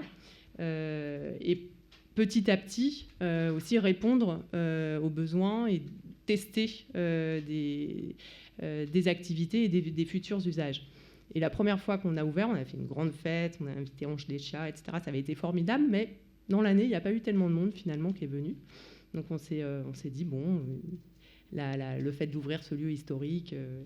Et progressivement, on a cherché aussi à amener d'autres usages, donc une guinguette, aller chercher aussi des artisans de métiers d'art, programmer avec des écoles d'archi, avec les écoles, faire venir d'autres usagers potentiels sur la Citadelle, et de manière assez, avec des moyens restreints et de manière toute douce, monter en puissance et faire connaître le lieu. Mais toujours en s'interrogeant sur comment on va créer du lien. Donc cette guinguette crée un lien effectivement parce que les gens vont venir à la Citadelle de différentes manières, et elle a été montée avec des archis, le collectif Gru qui a travaillé avec les pêcheurs qui sont juste en bas de la Citadelle. Donc vous voyez l'architecture là au centre, et qui du coup a raconté aussi toute cette histoire avec les pêcheurs, la transformation du projet, quelle pourrait être leur attente, comment on pourrait fonctionner avec eux par la suite sur des futurs usages au sein de la Citadelle. Et après 3 ans, là aujourd'hui, on a plus de 300 000 personnes qui viennent à la Citadelle, et c'est devenu en fait le bar des villages, parce qu'à Ajaccio, il y a plein de villages, et chaque village entre guillemets, va dans son bar. Et là, comme c'était un nouveau bar, en fait, tout le monde réussit à se retrouver dans ce nouveau bar de la Citadelle d'Ajaccio. Voilà. Et cette réflexion-là, elle est très forte, parce que politiquement, on voit qu'il y a un intérêt, une ouverture d'un lieu. Il y a des initiatives qui émergent maintenant, et surtout, on arrive à décaler un peu les contradicteurs, entre guillemets, parce qu'on nous dit personne des métiers d'art va venir s'installer dans la Citadelle, ça va faire de la concurrence au commerce des villes. On leur dit on va le faire juste pour 3 mois et on va voir si ça fonctionne. Et du coup, par le faire et par l'expérimentation, on permet, c'est beaucoup plus fort que des arguments théoriques, on permet de tester des choses, voir ce qui fonctionne et voir ce qui fonctionne pas. Donc cette démarche-là, on aimerait aussi beaucoup la porter à un autre niveau en essayant de monter ce qu'on appelle une action collective. Donc c'est une annonce par cette conférence de dire que effectivement, souvent dans les projets de transformation, il y a très peu d'attention sur ce démarrage des projets, sur la capacité à se dire en fait, on a besoin d'accompagner l'ouverture d'un lieu, de tester des choses, d'y mettre aussi des moyens, dont on parlait tout à l'heure, et de convoquer différents regards, et notamment les artistes à cet endroit-là. Et ce moment-là, en fait, est nulle part dans les programmes de financement, c'est pas dans les programmes d'investissement, c'est pas dans les quêtes de la Banque des Territoires, etc. Donc avec un certain nombre d'acteurs, et notamment le programme de réinventer le patrimoine, c'est dit, il faut faire le focus là-dessus, parce que ça permet de prendre en fait un projet complètement différemment. Voilà, donc une action collective pour vous. Et puis peut-être vous parler de Push, en quelques mots. Voilà, donc quelques éléments sur Push. Donc Push, c'est un projet qui est né juste avant le confinement, avec une idée qu'effectivement les artistes ont un certain nombre de besoins, et notamment celui d'avoir un lieu pour créer, pour produire, et que ce lieu-là, dans une ville, alors je ne sais pas si elle est créative, post-créative ou autre, en tout cas dans un lieu, dans une ville comme Paris, ce lieu qui est souvent vaste, qui a besoin d'espace, est cher. Et du coup, un des enjeux était de proposer à des artistes des ateliers de travail à des prix abordables, proche du Grand Paris, enfin proche de Paris, dans le Grand Paris, mais aussi un projet collectif, c'est-à-dire un projet qui permette d'accompagner les artistes, d'accompagner la professionnalisation des artistes, de créer des synergies entre eux, et de permettre aussi aux artistes d'expérimenter, de produire, de montrer et de mettre en place un certain nombre d'expositions. Et donc avec Push, l'idée de pouvoir utiliser des lieux qui sont un peu entre deux vies, dans ce champ de l'urbanisme temporaire et transitoire. Pourquoi ? Parce que c'est des lieux pour lesquels on ne paye pas de loyer. Donc on a créé une association qui s'appelle ADLCA, qui est une association de développement des lieux de création d'artistes, dont on a un certain nombre d'administrateurs à nos côtés au sein de cette association. Et c'est cette association qui a signé un bail dérogatoire d'abord à Clichy et maintenant à Aubervilliers pour justement permettre d'investir, en l'occurrence aujourd'hui une ancienne parfumerie, qui fait 20 000 m² à Aubervilliers, investir cette parfumerie et accueillir, transformer les lieux, parce que cette parfumerie a eu 3 vies, on est la 3e vie. La première vie, c'était la parfumerie, vraiment un usage très industriel, la plus grande parfumerie de fin 19e, début 20e, elle était Pivert. Ensuite, c'est devenu un data center. Le data center, ils ont tout cloisonné, mis des films opaques partout, etc. Et maintenant, transformer à nouveau le lieu pour en faire un lieu ouvert aux artistes qui ont besoin de lumière, qui ont explosé les faux plafonds, la moquette, regagner les hauteurs, etc. Et accueillir 260 artistes au sein de cette ancienne parfumerie. Donc là, nous, on a un bail pour 2 ans. On a étendu encore d'1 an notre occupation. Et les artistes, à la fois, ils travaillent, échangent, produisent beaucoup sur place. C'est un vrai... je ne sais pas si vous avez eu l'occasion de venir ou pas. Sinon, je vous invite la semaine prochaine, le 12, parce qu'on inaugure la prochaine exposition avec l'École des Arts Déco, qui va présenter une exposition des diplômés des Arts Déco. De l'ENSAD. C'est évidemment un lieu dans lequel les artistes se retrouvent. Il y a un certain nombre de lieux aussi collectifs, comme là vous voyez la Bodega, qui est tenu par un chef, Marwan, qui lui-même développe aussi plein de programmes avec les artistes. On a ouvert une librairie récemment pour mettre en avant les éditions d'artistes, des publications, des signatures aussi pour les artistes. Et cette radio push, l'idée de la radio push, elle est venue d'un artiste qui a candidaté chez nous et qui du coup s'est installé dans le lieu en disant moi j'aimerais monter cette radio. Et notre rôle, ça a été d'accompagner aussi la mise en place de cette radio. Et ce qu'amène l'association, c'est tout un ensemble de services pour les artistes sur des questions juridiques, administratives, financières, de production, de direction artistique. Et ça tout au long de leur carrière, parce que dans les 260 artistes qui ont leur atelier à Pouche, la moyenne d'âge est à peu près de 35 ans. Et ils ont toute pratique. On a un studio de danse, on a aussi des commissaires qui maintenant se sont installés à Pouche. Et puis tout un ensemble de... Là, vous voyez quelques-unes des expositions dans ce lieu qui est là, qu'on appelle la Coupole, qui fait 2000 m² et qui est effectivement un terrain de jeu assez formidable. Depuis le début des projets, et c'est un temps d'installation assez court, puisqu'on s'est installé 1 mois après avoir signé le bail. Et on a déménagé de Clichy à Aubervilliers, 260, enfin pas 260 à l'époque, 180. Mais voilà, donc on arrive sur un territoire de manière assez rapide. C'est un territoire maintenant qu'on connaît bien et on a développé de plus en plus, on continue, le lien avec les acteurs du territoire, le lien avec les écoles, le lien avec les autres associations et les artistes eux-mêmes travaillent évidemment beaucoup sur le territoire et débordent bien sûr du lieu.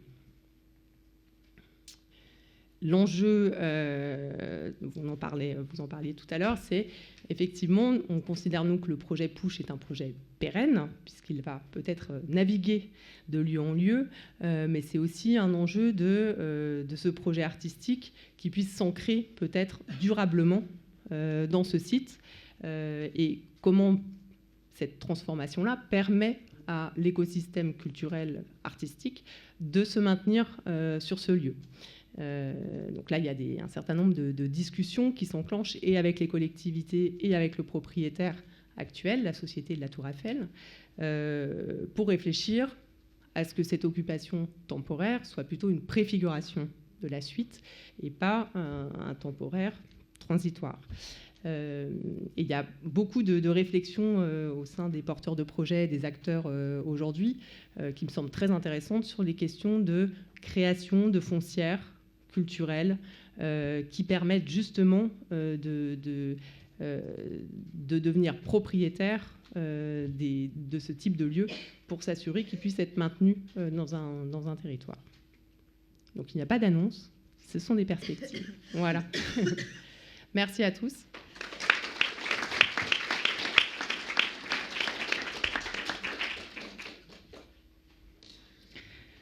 Merci pour ces 3 interventions.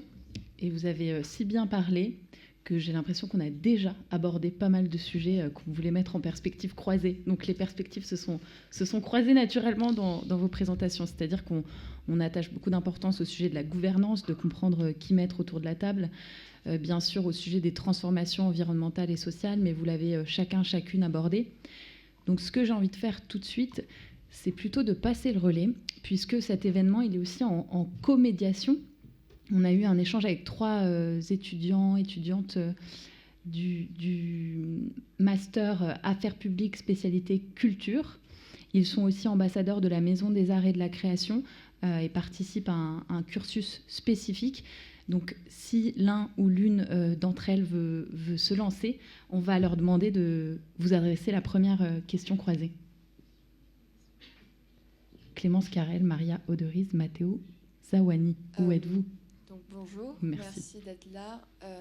Donc on s'est posé quelques questions, notamment on se demandait, face à l'évidence des difficultés de certains à accéder aux besoins primaires, à des logements, à des prix décents, etc., comment convaincre les habitants de la pertinence de l'investissement public dans des projets artistiques. Même si nous en sommes convaincus, comment convaincre de la pertinence ? Vous le disiez Charles tout à l'heure le sujet du logement, construire du logement, en pensant aussi le projet artistique en lien avec l'urbanisme et les besoins en urbanisme d'un territoire. Voilà, donc peut-être un regard sur ce sujet de penser la ville dans son ensemble et de réussir à faire un projet artistique au bon moment, au bon endroit.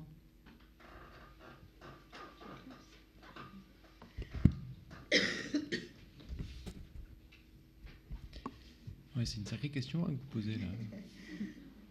On pourrait la poser pas qu'à l'art, hein, dans le fond, hein, à peu près toute forme de dépense publique. Hein. Pourquoi telle dépense publique que telle autre? Si je prends un des exemples que j'ai mobilisés, je vais peut-être pas tout à fait être à l'échelle, par exemple, des collègues qui seront, je pense, à l'échelle vraiment de projets de création bien ciblés. Par exemple, je crois que sur le cas d'Ajaccio, c'est assez clair, tout l'intérêt qu'il y a d'avoir ce genre de regard. Je pense, par exemple, à ce que tu disais tout à l'heure sur ces territoires qui ont besoin qu'on les reconnaisse et qu'on les connaisse. Je pense à Nantes, en 1989, quand les derniers chantiers navals ferment. Et je pense à Nantes, à la fin des années 90, plutôt au milieu des années 2000, quand l'éléphant se balade sur l'esplanade. Et j'ai eu l'occasion de croiser, d'entendre des anciens dockers, donc des gens qui travaillaient sur l'île de Nantes, qui étaient des gens qui avaient perdu leur emploi, qui étaient les seuls à pouvoir se déplacer sur ces territoires, puisque dans le fond, c'était des espaces ceinturés. Il faut imaginer que c'était les actuelles anciennes nefs de la Loire dans lesquelles on range l'éléphant, par exemple, étaient des bâtiments où on produisait des parties de bateaux. Donc c'était des gens qui travaillaient au 3-8, enfin dans des conditions assez difficiles, et qui aujourd'hui voient se balader. C'est un espace très mixte, fondamentalement, hein, donc des populations habitantes, des touristes, etc. Et quand même, le mot qui vient souvent, c'est l'idée de fierté. Et ça, c'est quelque chose c'est vrai, hein, quand on critique le marketing, l'art, la culture, le marketing, c'est facile à dire. Quand on voit d'où partent certains territoires, et l'idée qu'on puisse à un moment, parce que je pense qu'il n'y a proprement que l'art et la culture qui peuvent à un moment fédérer autour d'une nouvelle représentation de l'espace. Et quand ça marche, c'est d'une puissance folle. Ça a des conséquences parfois qui sont tout aussi folles, mais malgré tout, c'est quand même une chose qui redonnait de la fierté à des populations par l'art et la culture qui permettent à un moment d'envisager différemment l'usage d'un territoire et de se rendre compte que d'autres aussi viennent juste pour ça. Ça, c'est extraordinaire. Bon, voilà. C'est assez grande échelle là, mais je crois qu'il faut jamais l'oublier. Oui, je pense que c'est effectivement très fort, cette capacité à créer du lien via des projets artistiques, raconter aussi son propre... là où on vit, là où on est, et comment on trouve un sens et aussi un terrain de jeu commun avec les autres. On travaille, nous, en ce moment, avec la métropole de Rennes sur la reconversion d'une prison au centre de Rennes, la prison Jacques-Cartier. Et ce qui est assez fort, c'est que les anciens prisonniers, les anciens détenus, quand on ouvre la prison pour les journées du patrimoine, viennent raconter leur histoire. Et en fait, cette question de se dire que justement, on ne peut pas abandonner non plus la ville à une vision purement fonctionnelle et technique, et qu'on a besoin de se donner le temps, l'espace, les moyens d'échanger, de collecter cette histoire, de comprendre la grande histoire, le patrimoine, et c'est ce qu'on va en faire demain, et comment on va être à l'œuvre pour inventer la ville de demain. La ville de demain, elle a toujours été avec les artistes, elle sera aussi toujours avec une dimension artistique et culturelle. C'est notre... c'est ce qui nous lie. Voilà, c'est ce que merci pour ce... J'allais dire, c'est le lien. C'est-à-dire que quelque part, la question du lien entre les gens, elle est fondamentale. Et quelque part, tout le monde perçoit bien que par la culture, on arrive à convoquer... des éléments très forts chez les individus. Et parfois, si ce n'est pas chez vous, intuitu personné, ça peut être chez vos enfants, ça peut être chez vos parents, ça peut être dans des liens intergénérationnels, des propositions très différentes. Et donc, quelque part, je ne l'opposerai pas, comme disait Charles, d'une politique publique à une autre. Mais au contraire, c'est comment est-ce que ce lien à la culture et le lien de la culture à toutes les autres composantes de la politique publique est expliqué et illustré et digne d'intérêt. Donc, nous, typiquement, pour vous donner l'exemple concret de Montpellier 2028, ce n'est pas un sujet qui est venu sur la table. Alors qu'on est quand même dans une situation et de finances publiques très préoccupante aussi, au-delà de... Et si vous voulez, alors qu'on a publié un dossier de candidature avec un premier budget sur la phase 1 à 62 millions d'euros et un deuxième à 67 millions d'euros sur la phase 2, ce qui n'est pas rien, à aucun moment, ça a été une forme de prise de conscience et de critique de la candidature. Et c'est quand même, pour moi, assez signifiant que ça n'ait pas été un sujet en soi.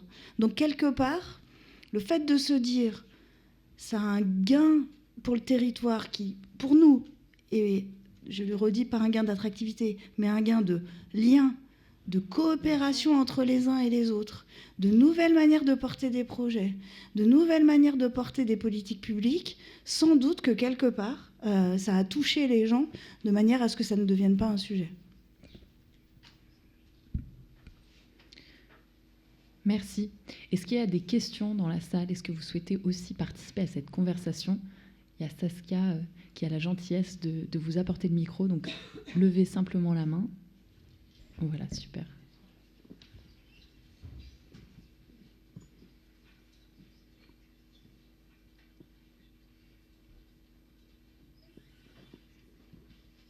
Oui, bonsoir. Alors c'est une question qui s'adresse plutôt à monsieur, mais enfin, ça peut s'adresser à tout le monde aussi. Mais c'était pour revenir sur votre présentation parce que en fait vous nous avez présenté des exemples de villes qui ont des, si j'ai bien compris, des politiques culturelles et vous les avez partiellement critiquées, etc. Et vous avez opposé à ça un modèle plutôt de la ville qui est censé remplir des fonctions sociales, de production du logement, etc. Si j'ai bien compris, mais j'ai peut-être mal compris. Et du coup, est-ce que c'est possible de penser une troisième voie d'une ville qui arriverait en fait à concilier à la fois ses fonctions sociales et ses politiques culturelles d'une façon plutôt pacifiée et en pensant les deux en même temps? Est-ce qu'il y a déjà des villes qui le font ou je sais pas? Merci de me permettre de dire une première chose, c'est que le ton de la critique était aussi celui du peu de temps dont je disposais pour pouvoir vous mettre en exergue, en fait, tout simplement certains cas qui ne sont pas à prendre d'un seul bloc. On parlait de Nantes. Pour répondre à votre question et rebondir sur la précédente, un grand débat qui a opposé une partie de la population à la stratégie de Nantes héritée de l'ère Hérault qui avait transformé l'île de Nantes en l'événementialisant et en même temps en produisant, en accueillant la compagnie des machines, etc., la transformation culturelle de l'île de Nantes. Un de ces grands débats aujourd'hui, c'est l'annulation de l'arbre au héron. C'est une énorme machine. Machine, c'est le nom de la compagnie qui produit ces sculptures mobiles dans l'espace public dont l'éléphant n'est qu'un des éléments. Il y a le carrousel des mondes marins et il y a surtout toutes les productions de Royal Deluxe et de la compagnie de la machine. C'est une longue histoire, mais dans le monde entier, qui, en même temps qu'elles ont galvanisé la fierté des Nantais pendant à peu près une quinzaine d'années, ont crispé aussi une partie de ces mêmes Nantais qui ont investi finalement l'arbre au héron de tout ce qui n'allait pas à Nantes. C'est-à-dire, concrètement, déjà, pour le coup, là, c'est beaucoup d'argent public.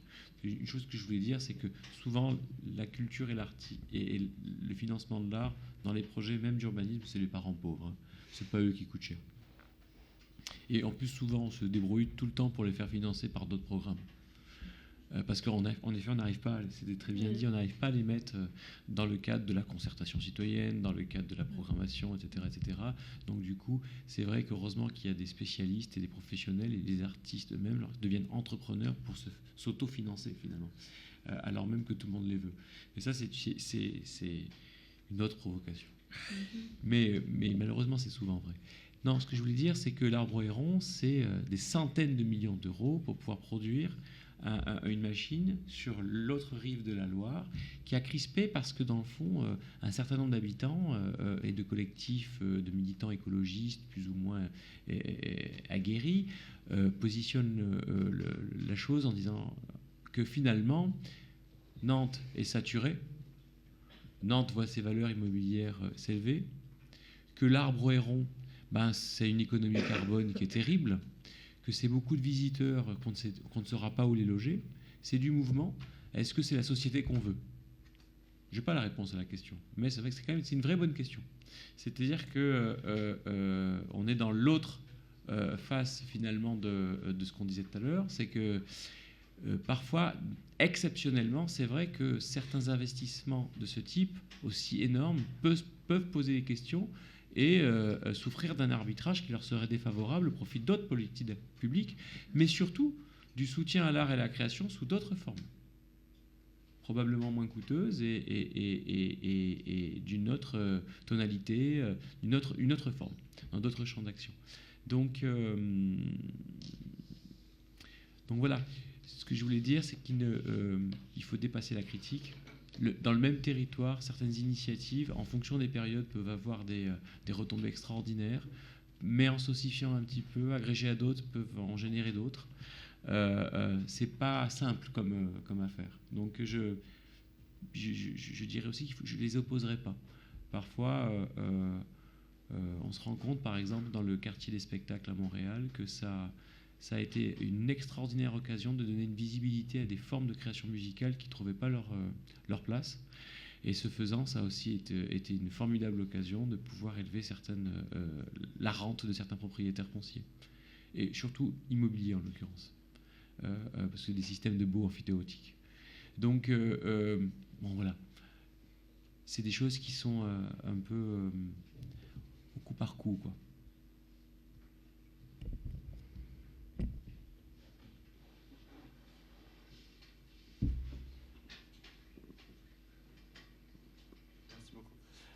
J'avais une question aussi qui allait peut-être un petit peu dans le sens de celle à laquelle on vient de répondre. Mais est-ce qu'on n'a pas aussi une forme de paradoxe entre l'impératif aussi pour créer du lien social et des nouveaux récits, de créer des institutions culturelles, par exemple, dans des endroits où il y a moins de culture, et par exemple c'est le cas à Aubervilliers, à Pouches, où je trouve que c'est assez flagrant, quand on sort de Aubervilliers, on est dans une ville où c'est pas forcément la culture qui prédomine, et on arrive à Pouches et c'est un peu une enclave culturelle au milieu d'une ville. Et comment on fait justement pour que on ait les avantages de la culture sans ses inconvénients, dans le sens l'augmentation des loyers, des rentes foncières, etc. Et au point où parfois même les artistes peuvent plus loger à terme parce que les loyers ils augmentent, etc. C'était le cas dans certaines villes, à New York notamment, etc. Comment est-ce qu'on arrive à réussir les deux en fait? Alors c'est une très bonne question.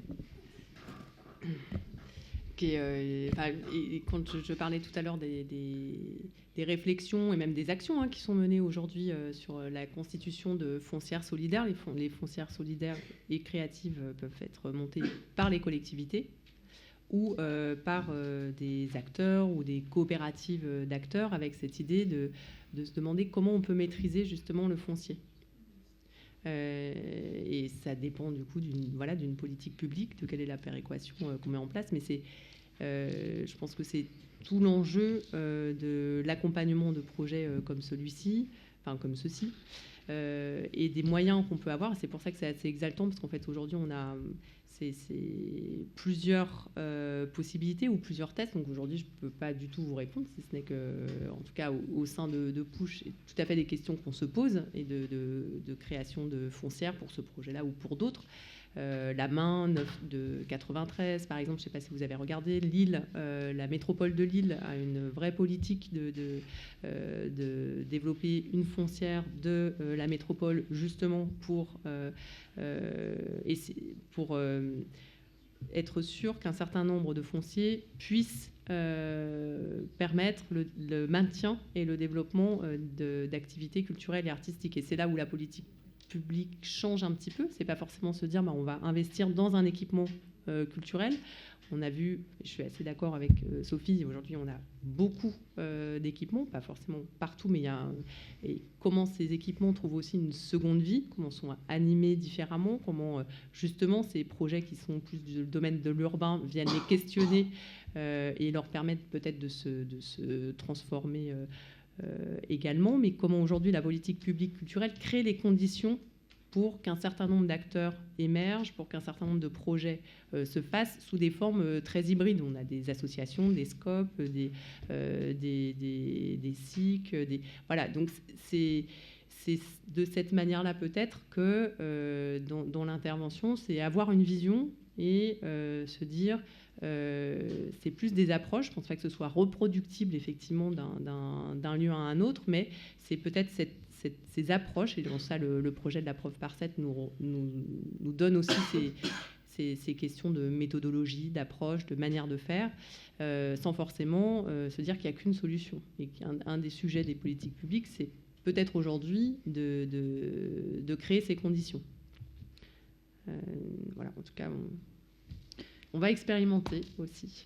Moi, j'ajouterais juste une information sur ce sujet. Plateau Urbain avait sorti une tribune en 2020 en appelant à une loi pour essayer de préserver 20% de locaux d'activité économique pour les acteurs de l'ESS, mais ça peut s'étendre aux artistes. Absolument. Et c'est ce que fait Plateau Urbain aujourd'hui, essayer d'avoir une loi un peu équivalent logement social, mais pour avoir un loyer au prix des charges pour ces acteurs qui, en effet, ne suivent pas du tout les lois du marché. Donc il y a un vrai sujet dans la durée. Voilà, d'accès au foncier sur lequel on espère que vous plancherez aussi. Toute la problématique, c'est qu'on puisse... vous citez cette tribune, mais c'est là où il faut qu'on se mette bien d'accord sur les termes. C'est-à-dire que la question... moi, je travaille sur du pérenne. C'est-à-dire que le transitoire peut amener à mieux penser le pérenne, mais le transitoire pour le transitoire...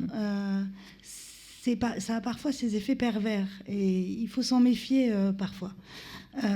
Parce que si vous voulez, justement, si vous parlez gentrification, foncier, augmentation des prix, si, in fine, l'objectif, c'est de permettre à des acteurs immobiliers d'immobiliser leurs biens à un moment donné où ils n'en ont pas besoin, pour ensuite arriver à faire en sorte que le quartier devienne plus sympathique au moment où ils vont le vendre et faire un bénéfice à ce moment-là, quelque part, l'effet voulu est un peu raté.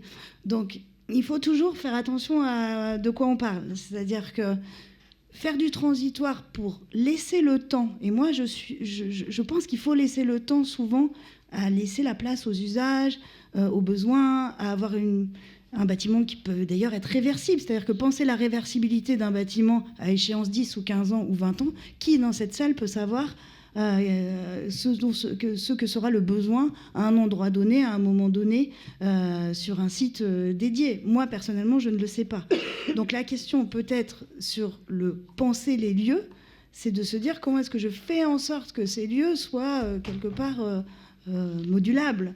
Mais le transitoire pour le transitoire, c'est parfois un tout petit peu dangereux. Donc je comprends l'appel collectif à dire il faut du coup nous en laisser 20%, mais du coup il faut arriver à se dire à quoi sert ce type d'intervention et qu'est-ce qu'on attend d'une mesure quelque part égalitaire pour tous. Enfin, on peut faire le parallèle avec le logement social. La réalité du logement social aujourd'hui, c'est qu'il y a des villes qui ne respectent pas les 20% auxquels elles sont astreintes et qui sont amenées à payer des pénalités parce que ça leur paraît plus simple. Donc, ce type de proposition, toute aussi généreuse qu'elle soit, doit être bien mesurée dans l'effet escompté de mon point de vue. Et juste pour compléter, il faut vraiment faire attention à ne pas considérer qu'il y a un lien mécanique entre la présence d'équipements ou d'activités culturelles et les mécanismes de la hausse des valeurs foncières immobilières. La vérité, c'est que dans l'essentiel des cas, c'est pas vrai. Sinon, Saint-Étienne serait inaccessible. Sinon, Marseille serait devenue une ville exclusivement peuplée de gens extrêmement riches. Attention, je ne vous dis pas qu'il n'existe pas des poches, mais ce n'est pas Roubaix. Tiens, regardez, il y a l'extraordinaire Roubaix, à la fois un miracle de la métropolisation française et en même temps un échec total. si vous prenez l'Eurométropole de Lille. Échec du point de vue de l'idée selon laquelle la capitale européenne de la culture, le sillon métropolitain, aurait dû transformer au profit d'une classe sociale particulière la ville. C'est pas vrai. Tout ça coexiste, mais ce n'est pas vrai. Parce que il faut pas... Je pense que la situation parisienne, comme la situation londonienne, comme éventuellement quelques situations de grandes métropoles, ce qui est beaucoup moins vrai de Berlin, par exemple, plus on descend dans la maille du système métropolitain, est assez unique. Que des acteurs veuillent à un moment soustraire du marché de l'immobilier pour certaines activités qui ne peuvent pas rencontrer, si vous voulez, la hausse des valeurs foncières immobilières, une partie du stock à la location, peut-être plus qu'à la propriété, bon, ça c'est une vraie stratégie de politique publique, pour le coup. Et ça, l'abandonner aux seuls acteurs, après, et leur donner le rôle de pouvoir transformer un territoire, c'est se foutre un peu de la gueule du monde. À avoir une stratégie de ce type, pourquoi pas? Mais c'est une vraie stratégie.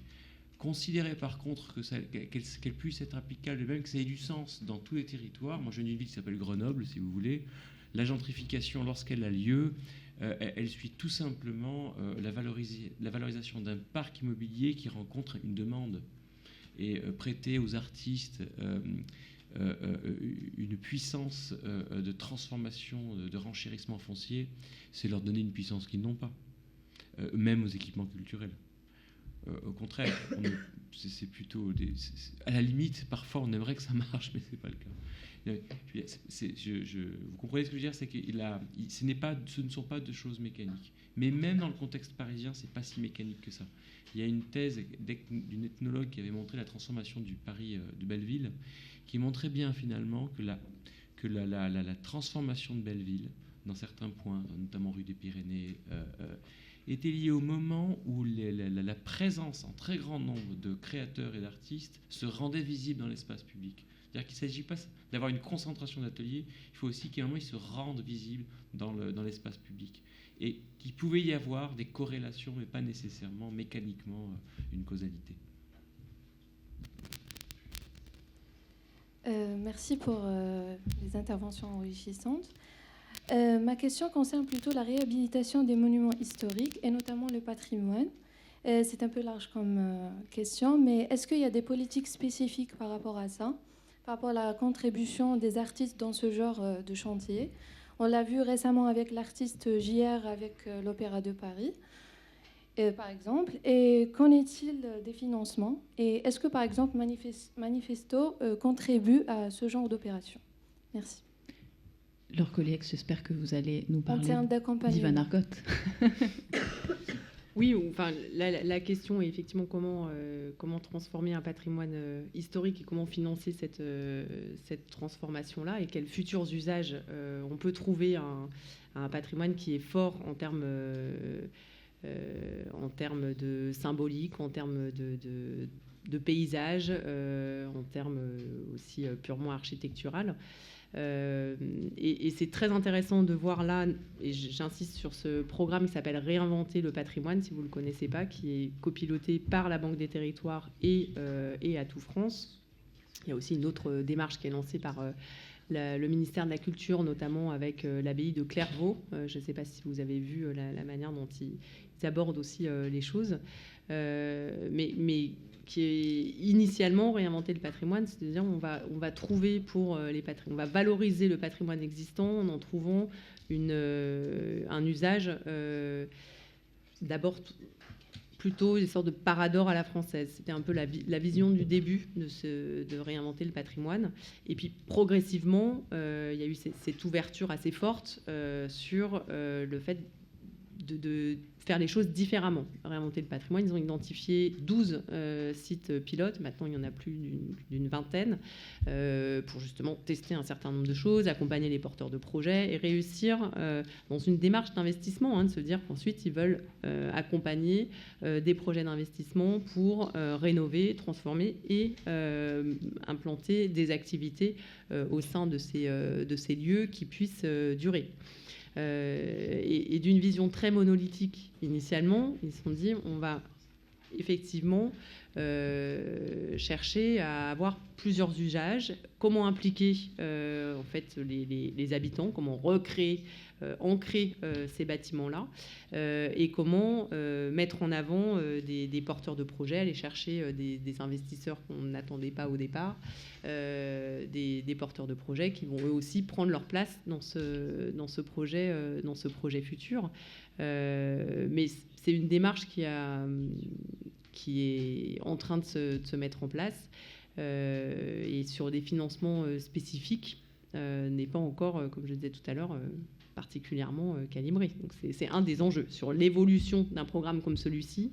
Comment c'est ces moments de démarrage, l'intervention d'un artiste dans un projet, ou d'artiste dans un projet tel que celui-ci, de manière purement d'intervention sur des commandes, d'intervention sur des moments privilégiés, d'intervention auprès des architectes, auprès des collectivités, de création ensuite d'une dimension culturelle pérenne au sein du projet futur.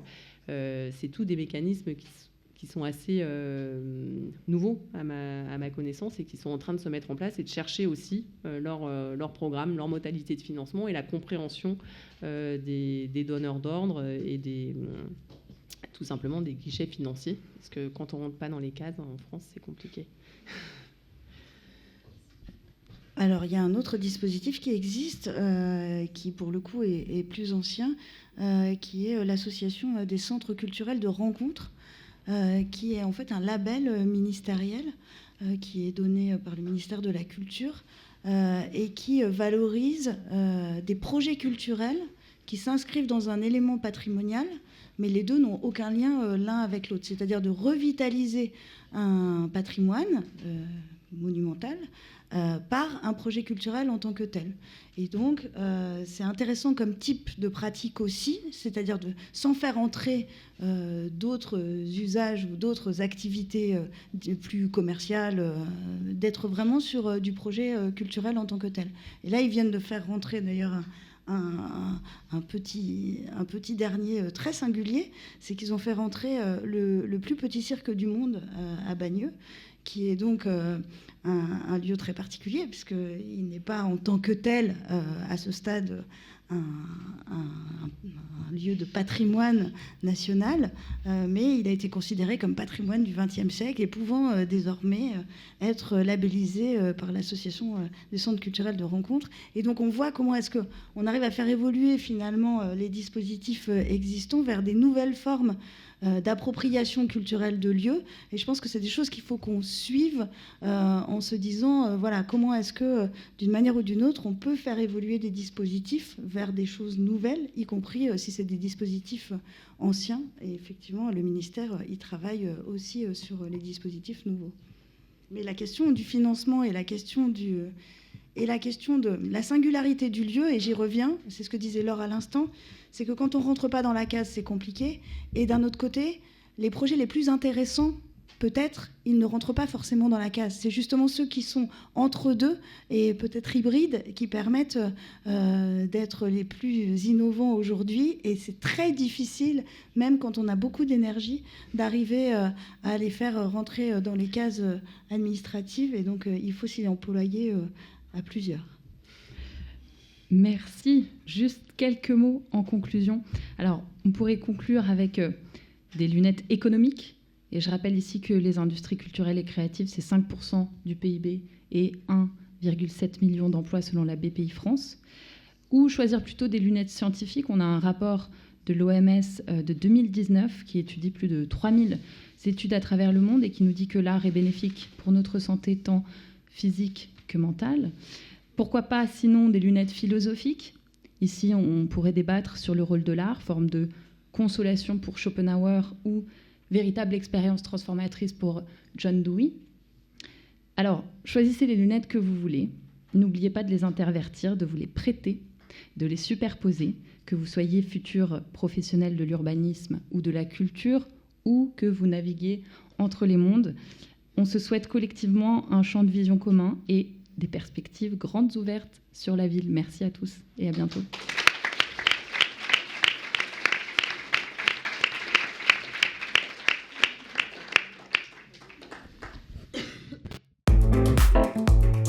Sciences Po.